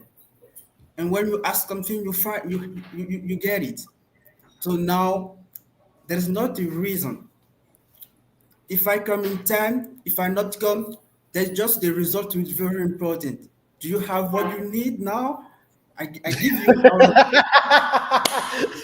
All right, we can stop. We can we can stop. We can stop. We can stop. But listen, but that's not on a real though. On a real though, that's not the way to deal with a situation like that. That was you went. I mean, you went from 0 to 100 really, really fast. And you can lose your job if you say the things that you just said. That was that. Let me put you on. Let me put you on mute because there is noise in the background. But so what he just said was, I think it came from nervousness because sometimes when you're nervous, you start your mouth just starts literally going into diarrhea mode. And you have the diarrhea of the mouth. That's what we call it, the diarrhea of the mouth, la diarrhée de la bouche. And so you are, and then your brain is trying to tell your mouth to control itself, but the mouth is not listening. The mouth just keeps going. So he had the diarrhea of the mouth. He was like, like you can't just fire me like this. I stayed late. I'm giving you, do you have what you need? Like, do I give you what you did? That was crazy. That was, seriously, that was quite, that was a bit too much. But yeah, your English level is not bad. Your English level is almost B2. Your English level is almost B2. For now, I'll put you on a B1 level. If you were to start our program, for example, it'd be B1 level. And, but yeah, I like the fact that you first of all, you like to step out your comfort zone because I gave you two options. You chose the most difficult one, which is, a scenario situation. And so that was quite interesting that you chose that one versus saying, hey, just ask me how my day was and I'll tell you, which was a little bit easier to do. All right, very good. So yeah, you are B1 level. Do you have any questions for me? I have prepared, so I want to ask you, what is the thing that motivates you and keep you in discipline every day? Because it's very hard to be everyday disciplined and do what you have to do. Yeah. And I feel that every day you keep going, and so with your Instagram every day. So me, if when I start with something now, and that's I start doing it every morning, I do the sport, the exercise, and when I just left, if I don't didn't do it for just 1 day or 2 days, I lose it. And there is life that like this in every situation and every activity that I start. And this thing very, very, I don't know how to start improve let's crazy, master it correctly. Okay, so I'll give you two answers. Yes, good. Can you repeat the question in French for everybody who did not understand it? Alors, je disais tantôt que dans La la vie question, quotidienne, la question en fait. Ouais. ok. Comment faire pour être toujours discipliné et faire ses activités comme cela se doit? Alors, d'abord, tout le monde, vous voyez un numéro sur l'écran. Nicole est passée tout à l'heure à parler de long en large du programme d'immersion. C'est le numéro qu'elle a utilisé pour joindre la formation. Le programme d'immersion anglaise, le +1 272 280 23 83. Envoyez-nous un WhatsApp là-bas, on va vous aider. à maîtriser l'anglais. Nous avons un programme d'immersion anglaise sur mesure pour les francophones comme vous. Nous avons aidé des dizaines de milliers de francophones dans plus de 60 pays du monde à maîtriser l'anglais. Je vois une petite mouche ici cette nuit qui me dérange depuis. J'aimerais tuer cette mouche. Je ne sais pas comment tuer cette mouche. Ah! J'ai tué la mouche. J'ai tué la mouche. OK. J'ai tué la mouche. J'ai tué la mouche. Voilà. Vous ne pouvez pas voir cette mouche. Les TikTokers, vous pouvez voir cette mouche. J'ai tué la mouche. Cette mouche-là. OK. Alors, deux choses. Comment est-ce que j'arrive à trouver la motivation? La première chose, c'est mon expiration, inspiration. Mon expiration est ma motivation. Ça veut dire quoi? Je sais que la mouche, c'est a fly. En anglais, a fly, a fly. F-L-Y, a fly. Je sais qu'un jour, je vais mourir. Et je sais que si je fais tout correctement, même si je fais tout correctement, je vais toujours mourir. D'ici 55 ans, maxi, je vais mourir. C'est-à-dire que we cannot get out of this life alive. On ne peut pas sortir de cette vie vivant. On va sortir de cette vie par un seul moyen, le sous-sol. C'est là-bas qu'on ira. Tous. Je vais mourir. Vous tous qui me regardez là, vous allez mourir. Arnaud va mourir. Tout le monde, sans exception. Et j'aimerais pas mourir avec du regret. Regarder derrière et dire, wow, I could have, would have, should have done this. J'aurais dû faire X, Y, Z. Non, j'aimerais pas avoir 80 ans et dire, wow, si seulement j'avais eu le culot de faire X, Y, Z. Donc, mon expiration et ma motivation chaque jour lorsque je me lève, je me dis, qu'est-ce que je peux faire aujourd'hui pour très rapidement finir ce que j'ai à faire avant de mourir? Ça, c'est de 1. De 2, je sais que le cerveau adore le confort. Or, le confort, c'est la mort. Donc, comment naît le confort? Le confort naît lorsque il y a un changement dans votre routine.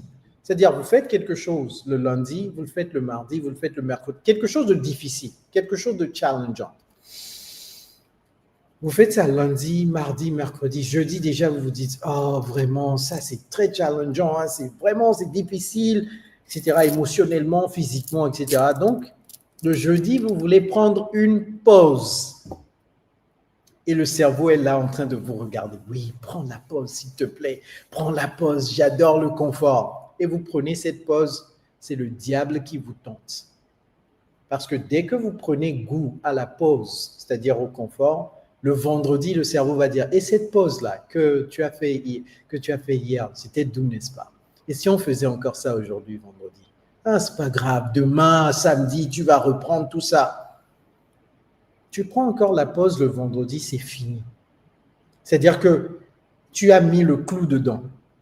Le samedi, tu ne vas pas faire, le dimanche, tu ne vas pas faire, et puis voilà, tu établis une nouvelle routine. Ça, c'est très, très dangereux. C'est pourquoi lorsque je commence quelque chose qui est très important, je ne mets jamais de break dedans, à moins que ce soit un break qui est sur l'agenda. Par exemple,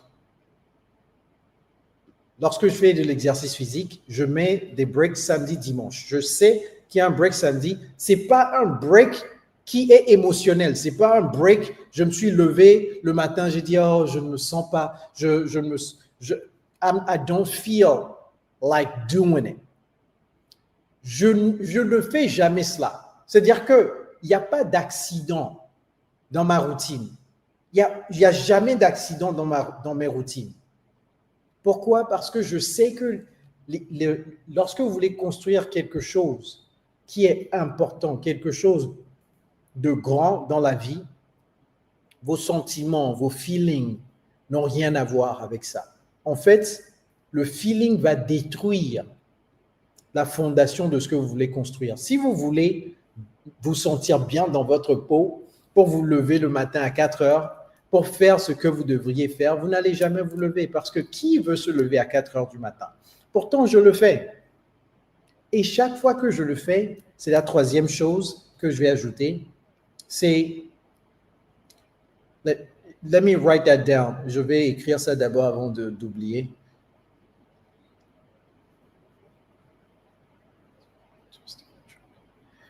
Donc, chaque fois que je le fais avec sourire. Chaque fois que je fais quelque chose de difficile, par exemple, je me lave avec de l'eau glacée. OK? Je me lave avec de l'eau glacée. Lorsque je me lave avec de l'eau glacée, le cerveau littéralement veut disjoncter. C'est-à-dire que le cerveau pense que vous allez le tuer en fait. Et ce que je viens de dire à Mohamed rentre en jeu ici. Je lui ai dit, ce qu'il va dire au cerveau, c'est ça que le cerveau va croire. S'il dit au cerveau, nous sommes dans une situation de détresse ou une situation de crise, c'est ça que le cerveau va croire. Parce que le cerveau, en fait, ne sait pas ce qui se passe dans le monde externe. Donc, lorsque je prends une douche froide, là, je suis en train de sourire durant la douche froide. Et ce que ça fait, c'est que ça rend une situation challengeante, c'est-à-dire difficile. Ça module cela, ça modifie cela en quelque chose que le cerveau dit, ah, en fait, on peut continuer à faire ceci indéfiniment, ça ne va pas nous nuire. Parce que j'associe cet événement difficile avec quelque chose que le cerveau peut comprendre. Parce que si j'associe un feeling négatif à cela, eh bien, c'est ça que le cerveau va croire. Donc, demain, le cerveau va tout faire pour me convaincre de ne pas faire cette activité-là. Or, c'est cette activité qui va me mener du point A au point B, au point C, au point D. Donc, j'installe un hack. C'est un hack, tout simplement. H-A-C-K.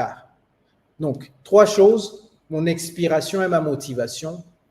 La constance dans ce que je fais pour ne pas briser la routine. Et 3, le sourire. Le sourire est une arme de guerre, vous ne savez pas quoi. Le son est coupé. Attendez un instant. Sur TikTok, est-ce que vous m'entendez ou pas? Si vous m'entendez, dites yes, yes, yes.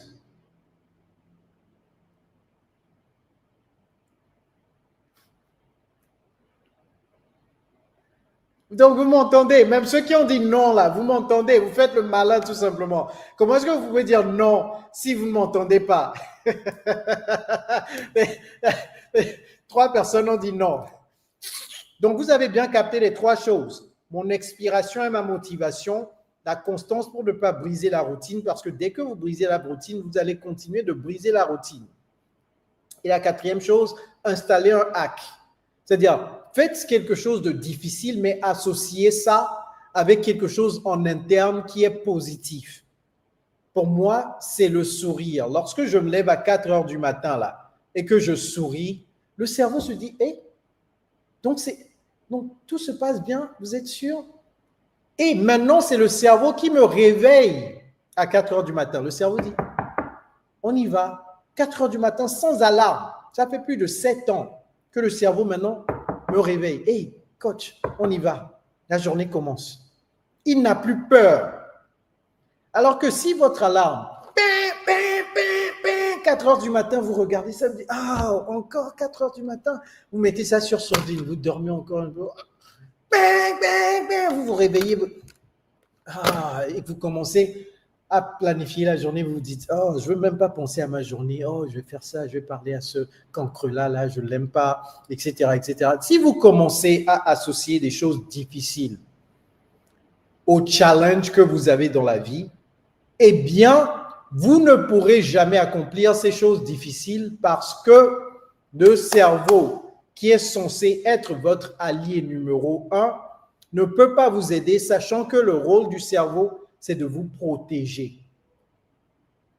Le cerveau veut vous protéger. Donc, aidez le cerveau à vous protéger en lui disant que it's okay. Everything is all right. Everything is going to be okay. C'est ce qu'il faut dire. Qu'est-ce qui vient de se passer? Qu'est-ce qui vient de se passer? Vous m'écoutez, Arnaud? OK. D'accord. It's my pleasure. I hope that I was able to explain the things in the most basic form possible so that you can understand. That was a great question. Great question. Thank you. Take care. All right. Very good. OK. Excellente question. Je vous ai dit sur TikTok, hein, on doit atteindre 300 000 tapotages en 2h30 de temps. On est presque arrivé à 2 heures de temps. On est presque arrivé à 2 heures de temps. Non, je n'ai pas lu les livres de Joseph Murphy. All right.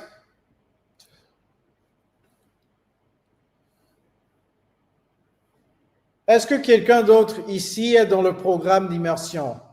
Qui d'autre ici est dans notre programme d'immersion anglaise? Tout le monde, le numéro qui se trouve sur les écrans, là, c'est pour joindre notre programme d'immersion anglaise. J'aimerais parler à quelqu'un d'autre qui est dans notre programme d'immersion anglaise. Qui d'autre? Anybody else?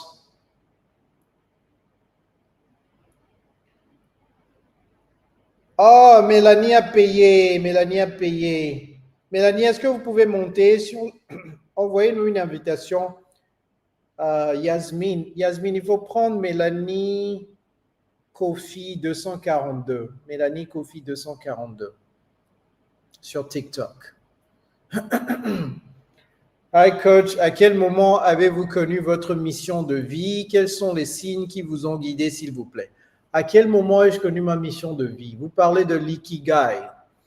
Je vous ai tous donné un devoir de maison la dernière fois, je pense que c'était hier, de chercher à savoir ce que c'est que l'ikigai. Ne me mettez pas sur haut-parleur, s'il vous plaît. Ma mission de vie, je l'ai trouvée en 2014. 2014. Est-ce que vous avez fait des recherches sur l'ikigai? J'aimerais d'abord que vous fassiez des recherches sur l'ikigai. Peut-être on doit faire un live sur l'ikigai. Je continue de remettre ça à demain pour vous donner l'opportunité de faire les recherches vous-même. J'ai trouvé ma mission de vie ou mon ikigai en 2014. Et quels ont été les signes? C'est tout simplement que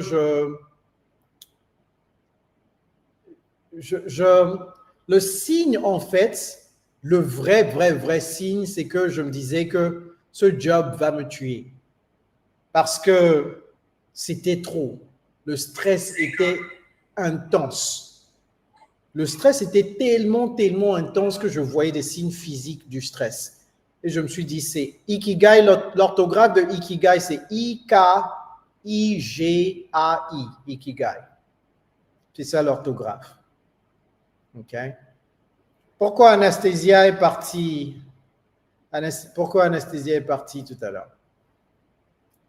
Et donc, je me suis dit, est-ce que je vais mourir en aidant quelqu'un d'autre à construire son rêve? Je préfère mourir en m'aidant moi-même à construire mon rêve. Vous comprenez? Et donc, c'est ce qui m'a poussé à faire le saut. Quand bien même, ça faisait peur. Ça fait peur, ça fait toujours peur lorsque vous voulez prendre une très grande décision. Mais la façon dont je prends les grandes décisions, c'est que j'avance très rapidement pour les grandes décisions. Parce qu'autrement, vous allez avoir tellement peur que ça va vous figer. When I'm making big decisions, I like to go really quickly because otherwise you will start having analysis paralysis. Analysis paralysis, c'est la paralysie par la suranalyse. La paralysie par la suranalyse. La peur n'est que de la vapeur. C'est ça, la peur n'est que de la vapeur.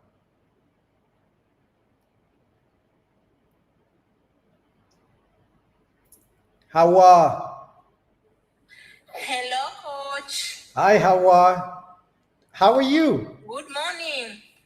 Oh, so you said good morning. That means you live in the United States? Sorry? Does that mean, why did you say good morning? Do you live in the United States? Yeah, it's morning where I am. Okay. Can you introduce yourself really quickly? Oh, my name is Hawa. I'm from Burundi. I'm Burundian. And I live in the United States. What state do you live in? Iowa. Have we spoken before? Yeah, we spoke yesterday, but we didn't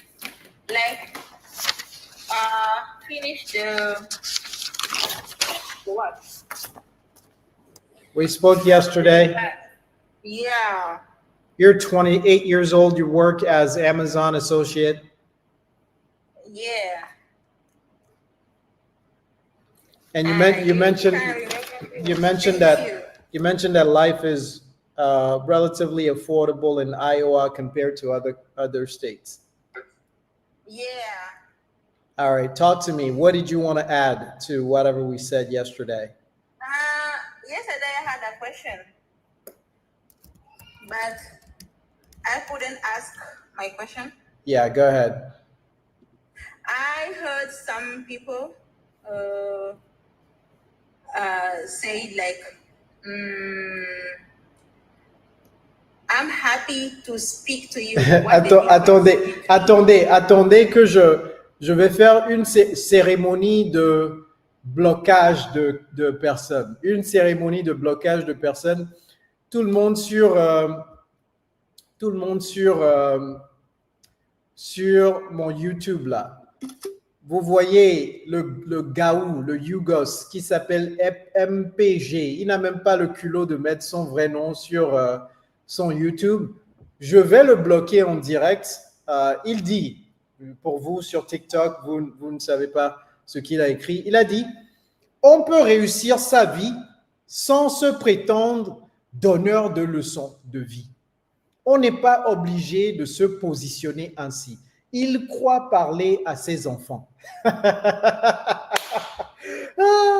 C'est-à-dire que, vous savez, même Jésus-Christ, tout le monde n'a pas aimé Jésus-Christ, vous comprenez?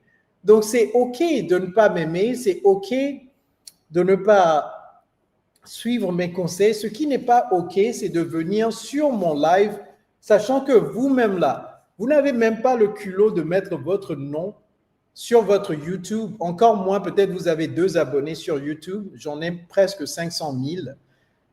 Vous n'êtes rien pour moi. Vous comprenez, MPG? Je ne vous connais même pas. Entre un trou dans le mur et vous, je ne sais pas la différence. Je ne sais pas si vous êtes le trou, si vous êtes la personne. Je ne vous connais pas. Donc, ensemble, on va le bloquer. Donc, je vais aller sur les 3 points de suspension et je vais vous bloquer de façon cérémonieuse. Et je vais, oui, voilà. All right, very good.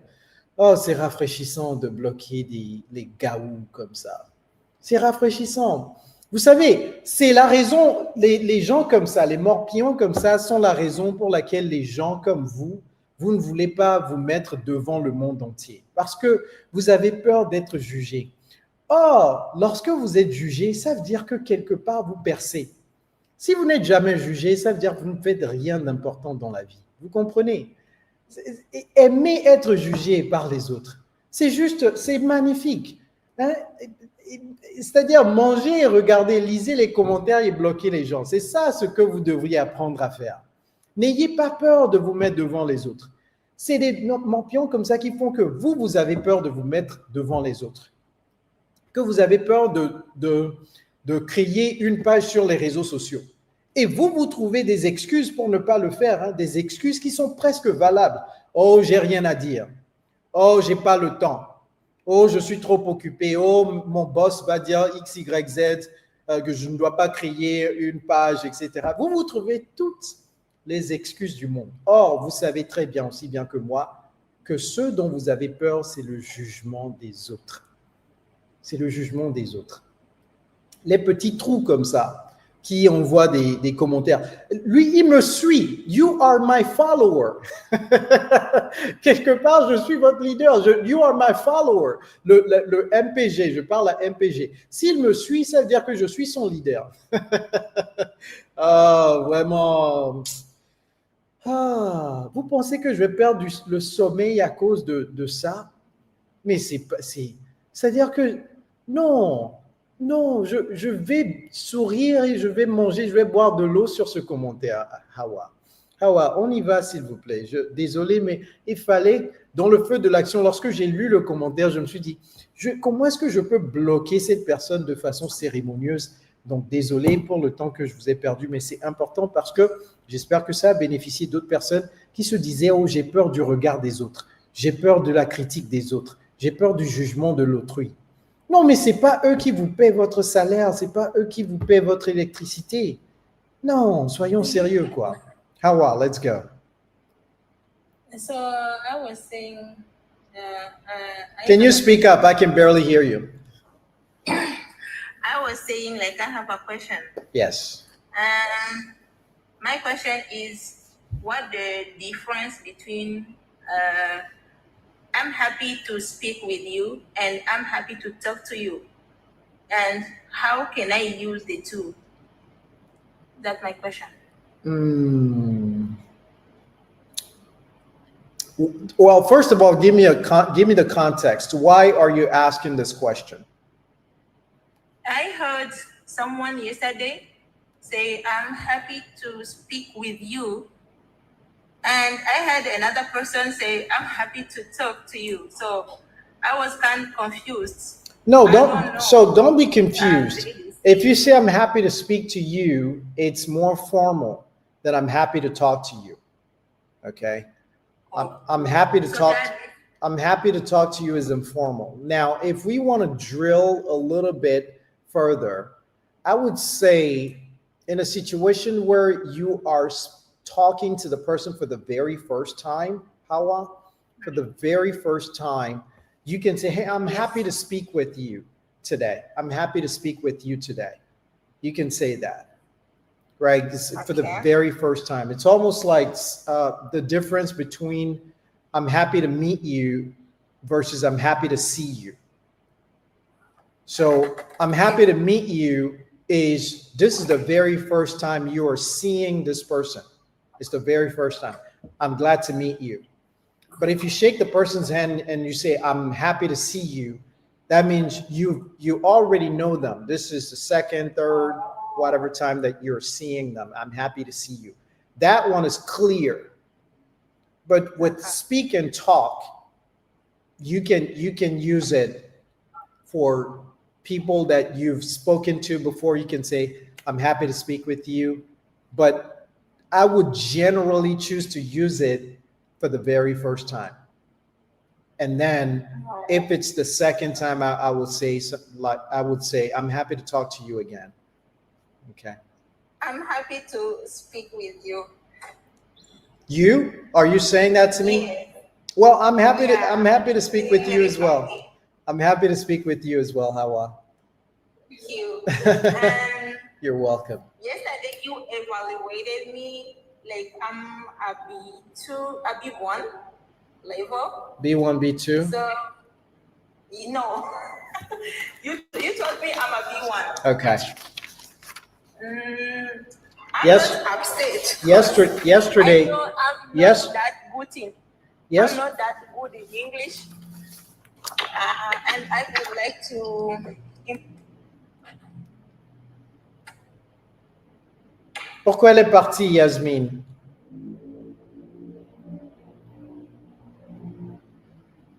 Pourquoi elle est partie? Non, non. Good morning, sir. Good morning. Attendez un instant. J'aimerais juste savoir pourquoi Hawa est partie. Hawa. Hawa. I'm back, coach. What happened? I don't know. Okay, so let's wrap this up really quickly because other people are waiting. Yeah, go ahead with your question about your level. I would like to improve my English, coach. You already know. Vous savez déjà comment le faire. Je vous ai donné le numéro sur l'écran, le +1 272 280 23 83. Hier, je vous ai dit, vous êtes entre B1 et B2. C'est ce que j'ai écrit dans mes notes. Donc, lorsque vous allez joindre le programme, vous allez faire un entretien avec un de mes collaborateurs du nom de Marius. Il peut très bien vous placer en B1 comme il peut vous placer en B2. Et s'il vous place en B1, ça veut dire qu'il veut que vous construisiez d'abord votre fondation avant d'aller en niveau B2. Mais le numéro est sur l'écran. Hawa, faites le pas. Rejoignez-nous. On va voir si on peut vous trouver des créneaux qui correspondent à votre emploi du temps à Amazon. Amazon, vous travaillez quel jour? Thursday till Sunday. Thursday. OK, donc vous êtes à la maison Monday, Tuesday, Wednesday? Yeah. OK, donc on va vous trouver un créneau, OK? On va vous trouver un créneau si vous êtes à la maison lundi, mardi, mercredi. Il n'y aura pas de souci. Envoyez-nous un message tout de suite sur WhatsApp ou SMS et mon assistante va prendre soin de vous, OK? Thank you very much. It's my pleasure, Hawa. Take care. Take care too. Thank you. All right, Sitan. Sitan, how are you? I'm fine, sir. How are you too? I am great. Can you please introduce yourself? All right. My name is Sikali Dabate. I'm from Guinea and I'm 36 years old. OK. Pourriez-vous dire votre âge encore une fois pour moi? Vous me recevez? Pourriez-vous me dire votre âge J'ai en... 26 ans. 26. 26. Pourriez-vous... Attendez, s'il vous plaît. Pourriez-vous me dire votre âge encore une fois en anglais dans une phrase complète? Okay. I am 26 years old. Vous voyez ce que j'ai essayé de vous faire faire? Okay. J'ai essayé de vous faire auditer ce que vous-même vous avez dit. Parce que je sais qu'en le disant une deuxième, troisième fois, le cerveau va bugger, le cerveau va dire « ça, c'est pas correct ». Parce que vous l'avez dit 2 fois, « I'm 26 years ago ». Et puis finalement, le cerveau a dit « ah, on ne dit pas ça ». Vous-même, vous vous êtes corrigé. Yes. Bien sûr. Voilà. Donc, on ne dit pas « I'm 26 years ago », mais c'est « I'm 26 years old ». My bad. No problem. On est là pour s'entraider. Donc, où est-ce que vous vivez, Sitan, en anglais, et que faites-vous comme travail? I'm from Guinea. I've been living here. And I'm an HR of one of the mining companies here. Very nice. Ça fait combien de temps vous êtes, vous travaillez dans les ressources humaines là-bas? Je veux des phrases complètes pour vous aider à savoir votre niveau d'anglais. Vous ne m'aidez pas à vous aider. Si vous dites des mots, je ne peux pas savoir votre niveau. Si vous faites des phrases, je pourrai savoir les erreurs que vous faites et je vais vous dire votre niveau tout à l'heure. OK. Voilà. Donc, je vais reprendre. Ouais. My name is... Non. Tout ça, c'est bon déjà. Juste, vous pouvez dire, je travaille en tant que HR dans cette entreprise depuis... Et puis, je veux voir comment vous allez formuler cette phrase. Voilà. Okay, I've been working as a HR in one of the mining company named Sparta Mining Guinea since 4 months. Mm-hmm. Est-ce qu'on dit since 4 months? Vous avez très bien conjugué le verbe. Très bien conjugué le verbe. Vous avez dit I have been working. Ça, vraiment, c'est top. Mais est-ce qu'on dit I have been working since 4 months? Donc, on utilise... Voilà. On n'utilise pas since pour la durée d'une action, Hawa. on utilise since pour le début d'une action. Donc, vous allez dire since July. Yes. Mais vous allez dire for 4 months. Et vous voyez la différence de prononciation entre for et 4 months. Vous voyez la différence? Ok. Pourriez-vous... La différence, je crois, ça se trouve au niveau de R. Non, la différence, c'est la tonalité. For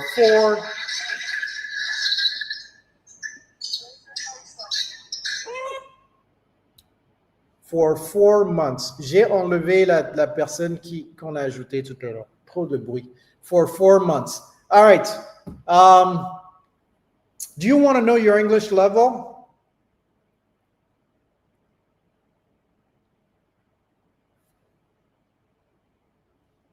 Citan, vous vous êtes mis sur sourdine, je ne sais pas pourquoi. Est-ce que vous voulez savoir votre niveau d'anglais? Si oui. Oui, bien sûr. OK, donc on va faire un petit scénario très rapidement. D'accord. Mais j'ai un petit problème par rapport à la prononciation des deux lettres, le R et puis le L. C'est ça qui... c'est donc... Est-ce que vous voulez votre niveau d'anglais ou vous voulez parler des R? Je veux le niveau d'anglais. D'accord. C'est pourquoi je suis là. D'accord. Donc, on va faire un scénario parce que, vous savez, la vaste majorité des gens ont beaucoup de choses à faire, mais ils ne savent pas par quoi commencer. Et donc, l'ordre des priorités est très importante et c'est la leçon que je voulais vous donner tout de suite. Lorsque j'ai dit niveau d'anglais, vous avez dit oui, mais j'ai des problèmes de R. Le problème de R, sur l'échelle des priorités, c'est moins que le niveau d'anglais. Parce que le problème de R peut se résoudre dans notre programme de formation, par exemple. Ça peut se résoudre par un petit conseil ici et là. Mais vous ne pouvez pas trouver votre niveau d'anglais sur Internet. Donc, dans l'ordre des priorités, c'est plus important pour vous de savoir votre niveau d'anglais. Est-ce qu'on peut faire un scénario dans lequel vous êtes en train de chercher un autre job de HR et moi, je suis le recruteur? On peut faire ça? Vous faites des entretiens d'embauche tout le temps, n'est-ce pas? Oui, bien sûr. Excellent. Maintenant, vous allez être la personne qui est interviewée, OK? I'm scared. Mais, donc, les autres que vous interviewez là ne sont pas scared. Vous voyez maintenant, non? Maintenant que c'est moi qui suis à la place de eux. Voilà. Ben oui, c'est ce qui se passe. Okay. Hein? On y va ou pas? Right. Non, c'était pas une mouche, c'était un moustique. J'aime pas les moustiques. J'ai vu un moustique tout à l'heure. C'était pas une mouche. All right. Welcome. Have a seat, please, ma'am. Thank you, sir. Of course. Were you able to find this building pretty easily?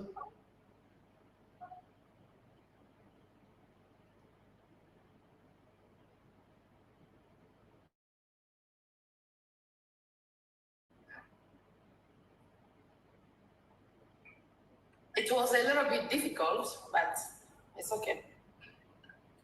Pourquoi cette longue pause? Oui, parce que je pense que j'ai répondu à la question. Vous avez répondu à la question-réponse. Vous avez répondu à la question, mais le temps de latence également compte dans la tête du recruteur. Le temps de latence compte beaucoup parce que quand je vous ai posé la question, je ne sais pas ce qui se passait parce que je ne peux pas vous voir. Donc, ce qu'il faut me donner doit être plus qu'une réponse. Ça doit être une réponse et l'explication du temps de latence. Vous voyez, vous pouvez dire quelque chose comme... D'abord, est-ce que vous aviez compris la question? Je vais répéter la question et vous allez répondre. Were you able to find this building pretty easily? Yes, please. Alors, une chose que je vais dire à tout le monde. J'entends ce qu'il vient de dire des fois. Nous, les francophones, nous disons « yes, please ». N'ajoutez jamais « please » à « yes ». OK? N'ajoutez jamais le mot « please » à « yes ». Donc, dis tout simplement, yes, it was quite easy for me to find the building. Alors, ce qui se passe en entretien d'embauche, c'est que le recruteur, lorsque le recruteur vous demande de vous asseoir, le recruteur peut décider de faire de petites conversations pour voir comment vous vous comportez dans ce genre de situation. Parce que nous, les Africains francophones, nous n'aimons pas les petites conversations. C'est-à-dire, nous détestons les petites conversations. On veut que ça soit formel afin qu'on puisse utiliser les mots et les expressions qu'on a appris dans des textes, dans les livres. Mais ce n'est pas comme ça que ça se passe dans la vraie vie. Donc, tout de suite, le recruteur peut vous lancer des balles perdues. Vous comprenez? Et ça, c'est l'entretien. Vous-même, vous ne savez pas que l'entretien a déjà commencé. Donc, c'est-à-dire, ils veulent juste essayer de briser la glace. On dit de briser le verre, de briser la glace, c'est quoi? To break it's a ice, to break the ice. To break the ice, on dit de briser la glace, c'est ça en français? Briser la glace, oui. OK. Oui. Il veut juste briser la glace. Merci beaucoup dans les commentaires. Briser la glace. En vous posant quelques petites questions, la personne peut dire par exemple, oh, est-ce qu'il fait chaud dehors parce que je ne suis pas sorti aujourd'hui pour prendre mon petit déjeuner ou pour prendre mon déjeuner. Est-ce qu'il fait chaud? Donc, on peut vous poser quelques petites questions comme ça, rapido, pour voir comment vous allez vous débrouiller avec ça en anglais. Donc, j'aurais pu lui poser une question sur le temps qu'il fait dehors. Oh, is it hot outside? Because I did not get a chance to go out for lunch today. Pour voir. Et puis, elle dit, excuse me, I don't understand. Et elle a déjà perdu l'entretien. Le reste, ce n'est que des formalités. Et dans la tête du recruteur, maintenant, le recruteur dit, ah, ok, je peux aller faire ma pause déjeuner dans 5 minutes parce que je vais rapidement conclure cet entretien parce que la personne ne sait pas parler anglais. Et dans sa tête, il a déjà pris sa décision ou elle a déjà pris sa décision. Quel que soit ce que vous allez faire, ça ne va plus changer sa décision. Juste parce que vous avez pris le temps de préparer l'entretien, mais vous avez oublié de préparer la chose la plus importante, les petites conversations. Donc, c'est très important lorsque vous rentrez dans la salle d'entretien d'être à l'aise et de s'attendre à quelques petites conversations, soit au tout début de l'entretien ou bien à la fin ou bien les deux. Lorsque le recruteur a aimé l'entretien, à la fin, il peut vous dire, so, what are you planning this weekend? What are you going to get yourself into? Il peut commencer de petites conversations comme ça. Alors, qu'est-ce que vous avez planifié pour ce week-end? Pour voir si véritablement il a raison de choisir cette personne. Cette personne est très bien côté compétences, mais est-ce que c'est quelqu'un avec laquelle on peut se retrouver dans des activités qui ne sont pas toujours dans le cadre du travail. Parce que des fois, dans certains travaux, ils organisent certaines activités, certains événements où vous n'êtes pas en entreprise. Donc, il veut également voir, ou elle veut voir, ce que vous faites généralement les week-ends. Vous voyez, donc ça lui donne quelques indices sur, OK, oui, vraiment, j'ai fait le bon choix. Vous voyez. Donc, on ne va plus faire le scénario parce que je vous ai stressé assez. Citan, votre niveau d'anglais est B1. Comme si vous le saviez. Comme si vous le saviez. Votre niveau... J'étais déjà off. Ouais, je sais. Vraiment, merci. J'apprécie vraiment. Je vous suis, vous et surtout votre fils. Oh là là, je l'adore bien. Que dit, merci Le gars, beaucoup. j'aime bien quand il s'exprime. J'ai tout de suite envie de m'exprimer comme lui parce que parler l'anglais a toujours été l'envie. Et votre programme d'immersion, je suis sur le point de m'inscrire parce que ça m'inspire. On y va. Vous savez, tout ce que vous publiez, il y a en anglais, on dit, if you want to be what you are not, you have to do what you have never done before. Yes. Donc, c'est des trucs auxquels qui me poussent à aller forward because I want to be one of the best in English. I like expressing myself in English. I want to pronounce those words very well. I want to make my speaker understand what I'm saying. I learned in Ghana. Oh, okay. I spent 9 months. Yes, I spent 9 months learning English. I was pregnant and I gave birth I was at the same time breastfeeding and studying English. So because it's my dream, Yeah. I really like expressing myself in English. Yes. So every day, every single day, I can spend more than what I'm expecting just to watch you, and especially your son, Cody. the guy. Thank you so much. I really like watching. Thank you. Especially. So thank you so much It's for my pleasure. everything you have been doing for us. You are helping us so far, even if we are not. Thank you. I appreciate it a lot. That was very nice. That was very kind of her. And listen, as HR manager at a mining company, English is extremely important. You need English. Don't delay, don't procrastinate, don't postpone it, don't put it off to tomorrow, to the next day. Today is the day. As I said, whenever I am ready to make big decisions, I make them fast. Because the more you wait, the longer it will take you to get started. And she said something important right now. She said, I'm not sure if she knows that it was a quote from Einstein. She said, in order for you to get what you've never got, you have to do what you've never done. Et je vais ajouter ceci. Because doing the same thing over and over and expecting a different result, that is the definition of insanity. Pour avoir ce que vous n'avez jamais eu, il faut faire ce que vous n'avez jamais fait, car faire la même chose et espérer un résultat différent, c'est ça la définition de la folie. All right?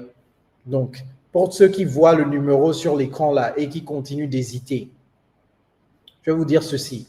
Vous n'avez jamais suivi notre programme d'immersion. Lorsque vous venez dans notre programme et qu'on vous dit de faire X ou de faire Y, faites-le, même si dans votre tête vous vous dites mais ça va être difficile, hein, ça va être compliqué. Faites-le quand même parce que vous ne l'avez jamais fait. Donc si vous voulez un résultat que vous n'avez jamais eu, il faut nécessairement faire quelque chose que vous n'avez jamais fait. Parce que faire la même chose et espérer un résultat différent, c'est ça la définition de la folie. Il y a des gens qui viennent à nous et qui disent délice, forêt, escargot. Délice, forêt. Yasmine, est-ce que tu peux prendre délice, forêt, escargot? Délice, forêt, escargot. Si vous venez encore et qu'il y a du bruit autour de vous, on ne va plus jamais vous prendre. Si vous venez encore, il y a du bruit autour de vous, on ne va plus jamais vous prendre.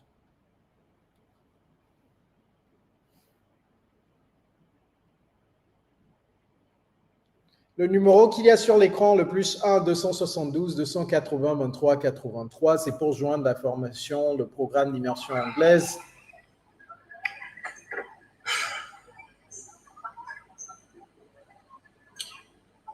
Allez-y, Délice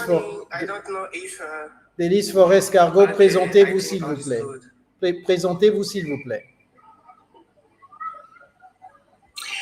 Okay, so good morning, everybody. Good morning, greatest Mr. Kojo. I'm Ouattara Zilomoyaya. I'm from Côte d'Ivoire. I'm 28 years old, and I'm working in snails farming. Donc vous êtes entrepreneur, c'est ça? A bachelor degree. Yes. My educational base track is computer science. I got a bachelor degree there. Then I changed. I changed my way for snail farming, and that's what I do now.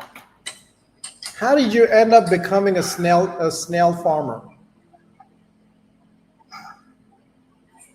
I'm not sure to cut you great. Is it possible to hear you again?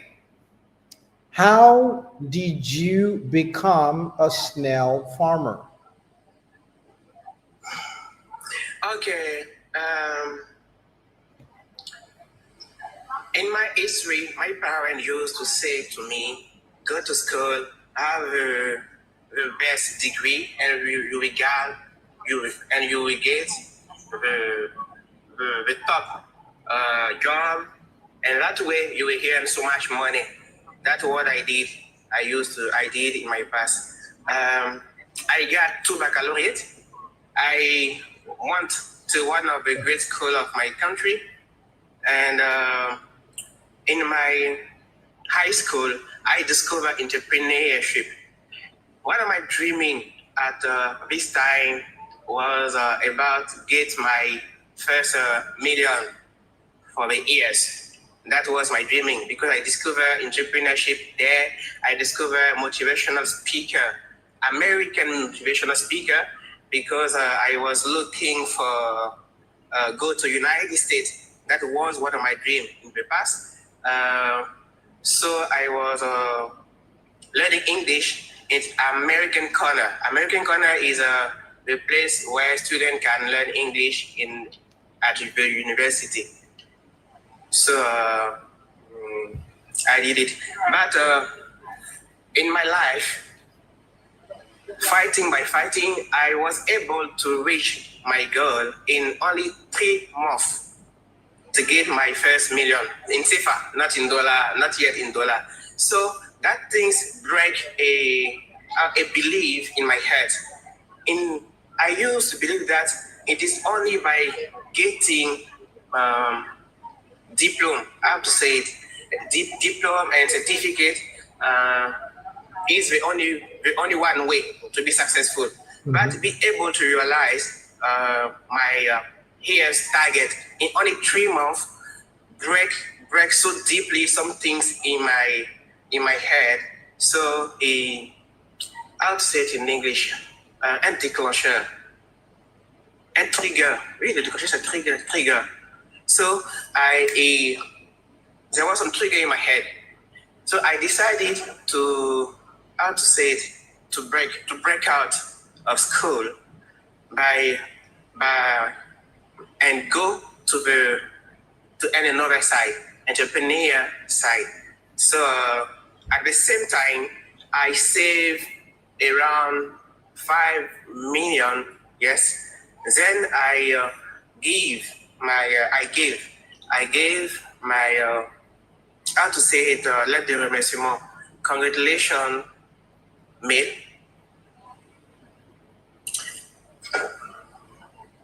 I'm sorry, but I'm losing my word.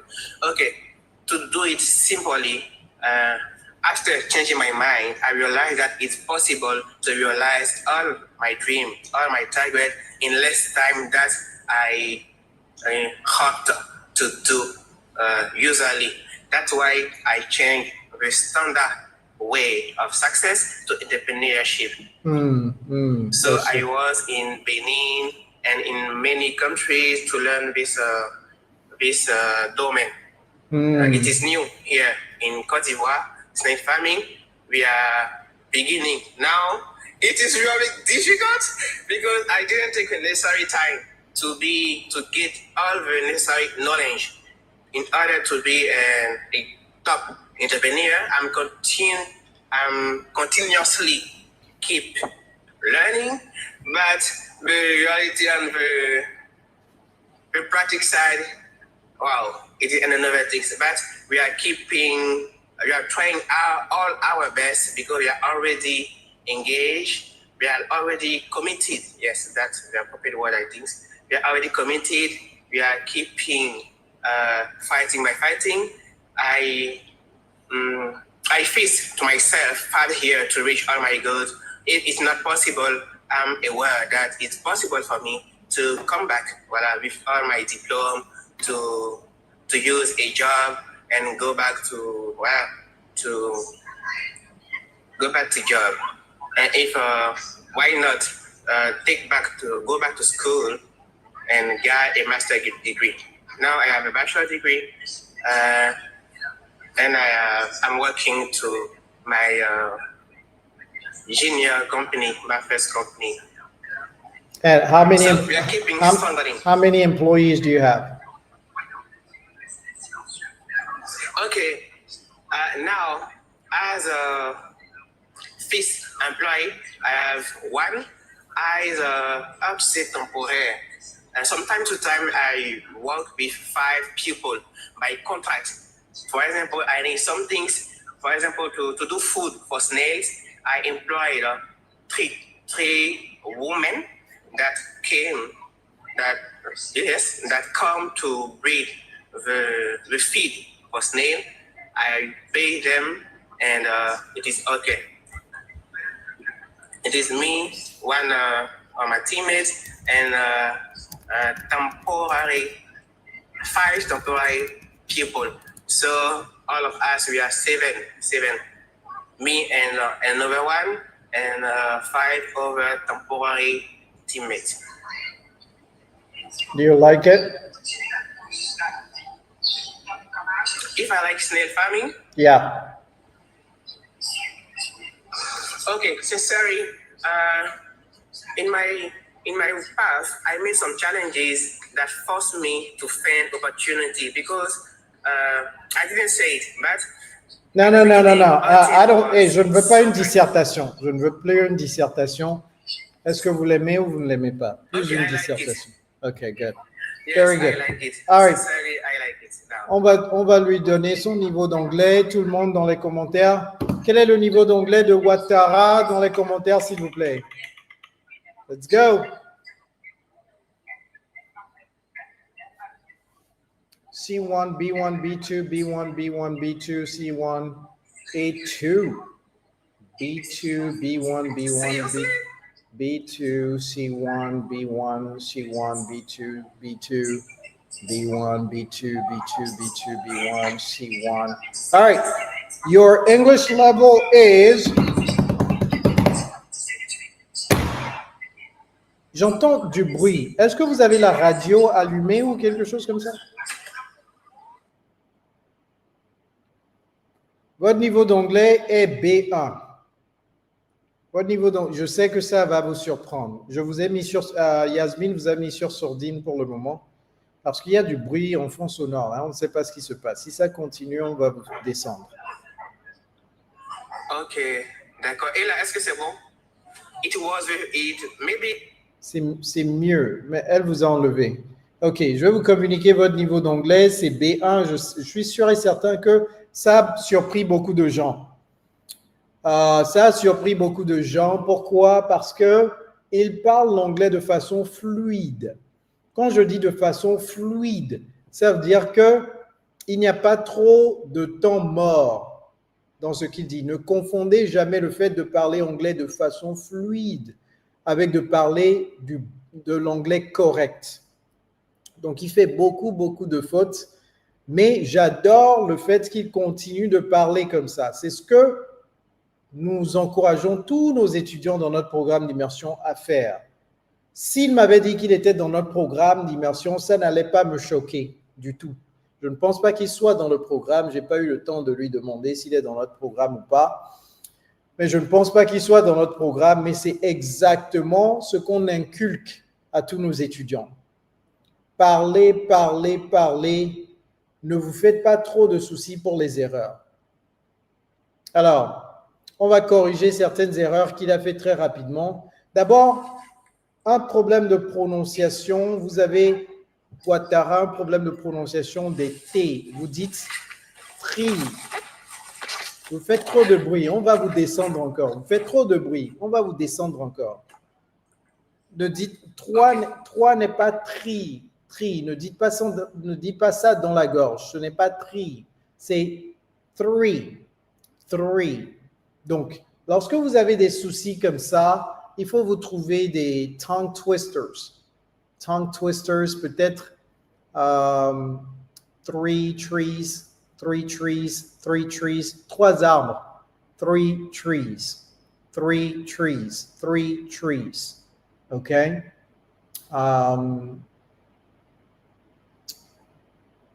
Maintenant, parlons de... Lorsque vous parlez l'anglais, que vous commencez à mettre des mots en français là, ça ne se fait pas. Lorsque vous parlez à un natif, la personne, son cerveau va bugger. Parce que plusieurs fois, Ouattara, vous avez dit voilà. Mais vous parliez l'anglais. Vous avez dit par exemple to come back, voilà. Mais un anglophone vous dit to come back, voilà. Dans son cerveau, il va dire mais c'est quel mot ça? Vous comprenez, il va perdre le fil de la conversation. Donc, aidez votre interlocuteur à vous comprendre. All right? Beaucoup d'erreurs. Vous avez fait beaucoup d'erreurs, donc je n'ai pas le temps de tout corriger. Je vais vous pointer également dans la bonne direction. Lorsque vous ne savez pas quoi dire ou comment le dire, ne dites pas how to say it, how to say it. Vous avez dit ça plusieurs fois. How to say it, how to say it. Non. Il faut juste mettre un autre mot plus simple là-bas. Ne demandez pas à votre interlocuteur comment le dire parce que l'interlocuteur ne sait pas ce que vous voulez dire. OK?